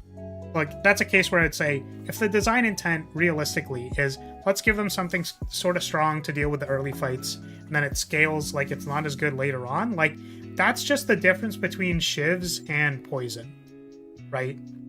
Like wrath and divinity stance. Like there's sort of the like this is pretty good in the early game and you probably could still win a run with it, but it sort of scales off. Like it's not as good as the height of the scaling that you could achieve if you interact with the other systems, which is something like Bullet. Ironclad's a little bit more straightforward. They basically just get strength. But yeah, depending the question always with design intent, I think, is like, what are they thinking about that when they made this card? It's hard to say if they were actively thinking or not thinking about a particular thing, but what we can do is derive some logic to why you might have it one way or the other. So like I could totally see this being an enabler for life loss, and then like being your strong like deal damage card in the early game. But instead what you kind of have is you have two cost cards which are kind of clunky in the base deck, right? Like this is a lot of energy to commit your first, it's not even 2 reshuffles, it's like for 2 turns to reshuffle, it could be 1, right? You might notice in some of the other characters as well, like the only one that starts with 2 and 2 is Watcher, and it's because you're supposed to Vigilance 1 turn and then Eruption on a different turn. And realistically, you're refunded the 2 energy, so like you can still play all the cards in your base deck, whereas I would argue that having 2 2-cost cards is really like overcosted. For trying to figure out what the base deck is supposed to do, I think this doesn't really like hit the mark. Closest Ironclad gets to that is the difference between big single hit cards and multi-hit cards. Yeah, for sure. Where you're like playing the 3-cost bludgeon, like playing bludgeon is good for like early elites and stuff, but it's like not where you want to be in the late game. And you could still maybe do like a double tap and like play 2 bludgeons, and that's kind of good, but it's like not really where you want to be at. Like there's possibility, but it's not really there. So there was some return synergy stuff or things that gave return as well. So like I just wonder about that. I don't know. And it's like, do thorns, for example, scale high enough? Because like Silent can get thorns, I think. Someone else, is it Ironclad? I don't know. Is it just Silent? It might just be Silent. Where it's like thorns, good depending on the matchup, and then also, as Cavalier said, it's like, is thorns plus bullet versus the heart, like, is that fair? Is that supposed to be allowed? Like, I don't know. Seems a little off the mark. Probably. We've talked about heuristics of how fast killing a boss probably should be. So it's maybe a little unfair to get thorns and then just do all of the heart's HP when you get thorns and bullet on the first turnover. Like, I don't know. He's a little strong. So in less of a hyperbole, now that I've actually played character, I think, and I think I played it with more or less a mind. They're just like a little powerful. There's a lot of effects that maybe do a little too much, like this. This card's already quite strong. And it reburials 3 when you play it. Like this is probably a 1-2. And it doesn't reburial. You know? Something like that. And I don't know if the number on that is correct.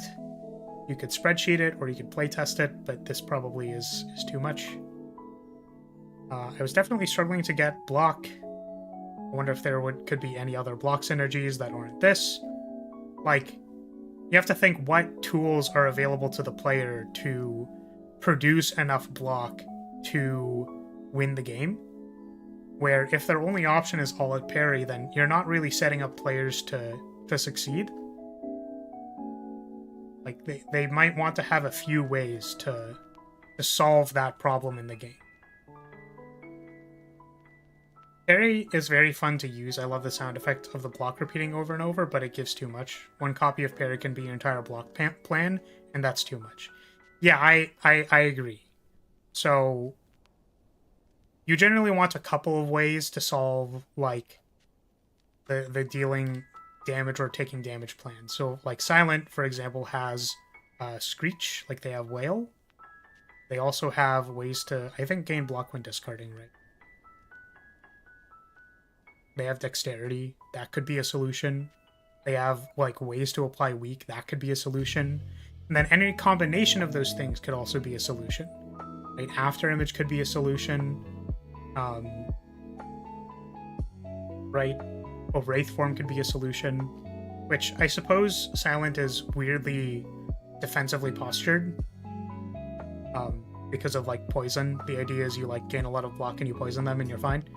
But what I'm kind of trying to get at is that it's not super clear to me that there's, like, multiple ways to solve that problem.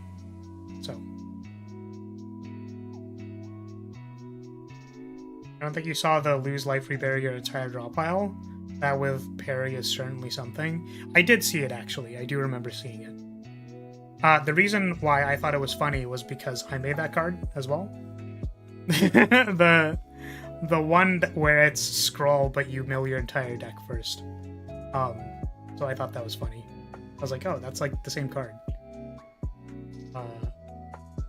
Was it an uncommon, I think? I think it was an uncommon, and that's why I thought it was weird. Yeah, this one. So this is another case where it's like, it has lose 2 life, and it enables rebury, and it recalls 2. So it's a reburial enabler and a lose life enabler, and then recall 2, where you could say, like, losing the HP is a cost, and then it's like, it gets a little muddied whether losing 2 HP is really a cost or not. So yeah, I felt like the losing life wasn't super compelling, for sure. Which is why I really like the way Ironclad does it, because, like, for this character, you need to play Ceremony and hope that it works, right? Whereas on Ironclad, it's just like, no, I'm gonna mark off 6 HP and then assume that that's the HP I can play around with, right? So Deathly Stillness plays nothing like Grasp Fate. Well, it's a card draw card that mills your deck. So it's close enough to me. Oops. Deathly Stillness's life loss is a downside. Again, I don't know if you necessarily believe that. It would go infinite without it? Sure. Like 2 Deathly Stillnesses. I mean, it has Exhaust. Lose Exhaust? Yeah. So I tried to solve this sort of problem, like, undo, right? Like, I tried to solve the undo problem by just saying these are hard once per turn. Losing 2 life is certainly a way to prevent that. So I agree. I'm just saying that, like,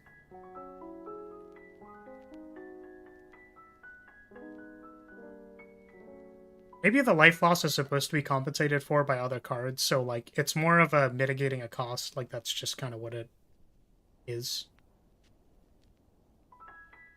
But yeah, then I'm not super, like, compelled by the healing stuff, right? Where it's like, why are you allowed to heal 5 HP? Like, why is that a thing? And also do these numbers, like, the problem ends up being, well, if you have no cards which say lose life, and then you pick all the cards that say heal HP, then you just heal HP. Which, you could say, like, well, but there's, like, no block plan, so being able to gain life and then not having a block plan is, like, bad. And then it's like, yeah, but why is it so bad? Like, I think that means the problem is that there's like a block plan problem, not that life, like gaining life unrestricted by other things which say lose HP is not also a problem. Like, they're both problems. IMO. Yeah, so I'm not super about that. So, character is like fine. There's stuff there. I think the idea of Reburial is very cool. I think cards like All Out Parry play like they're really fun, but then end up missing the mark on balance. So, I think that's all I gotta say about this one. I mean, it was a little more fun this time I played it, because I wasn't, like, mauling all over it. I think there was definitely some key things to say about it. Like, you know, why stun? Why does it have stun? Why does it have 1 mana stun? I don't understand. More fun is better? I mean, sure. I think it was more fun because I was mauling less. The main thing. But yeah, that's gonna be it for today. So, what I'm gonna say is, if you're still here, I'll say thank you so much for watching, and thank you for being here. Design Spire, I think, is it's fun to get to flex the design muscles a little bit, but yeah, realistically, it's just my opinion based on my experience, right? So realistically, most things or any things can be fun. I don't know why I had to add that disclaimer, but yeah, thank you so much for watching, everybody, and I'll see you all later. Bye. Bye.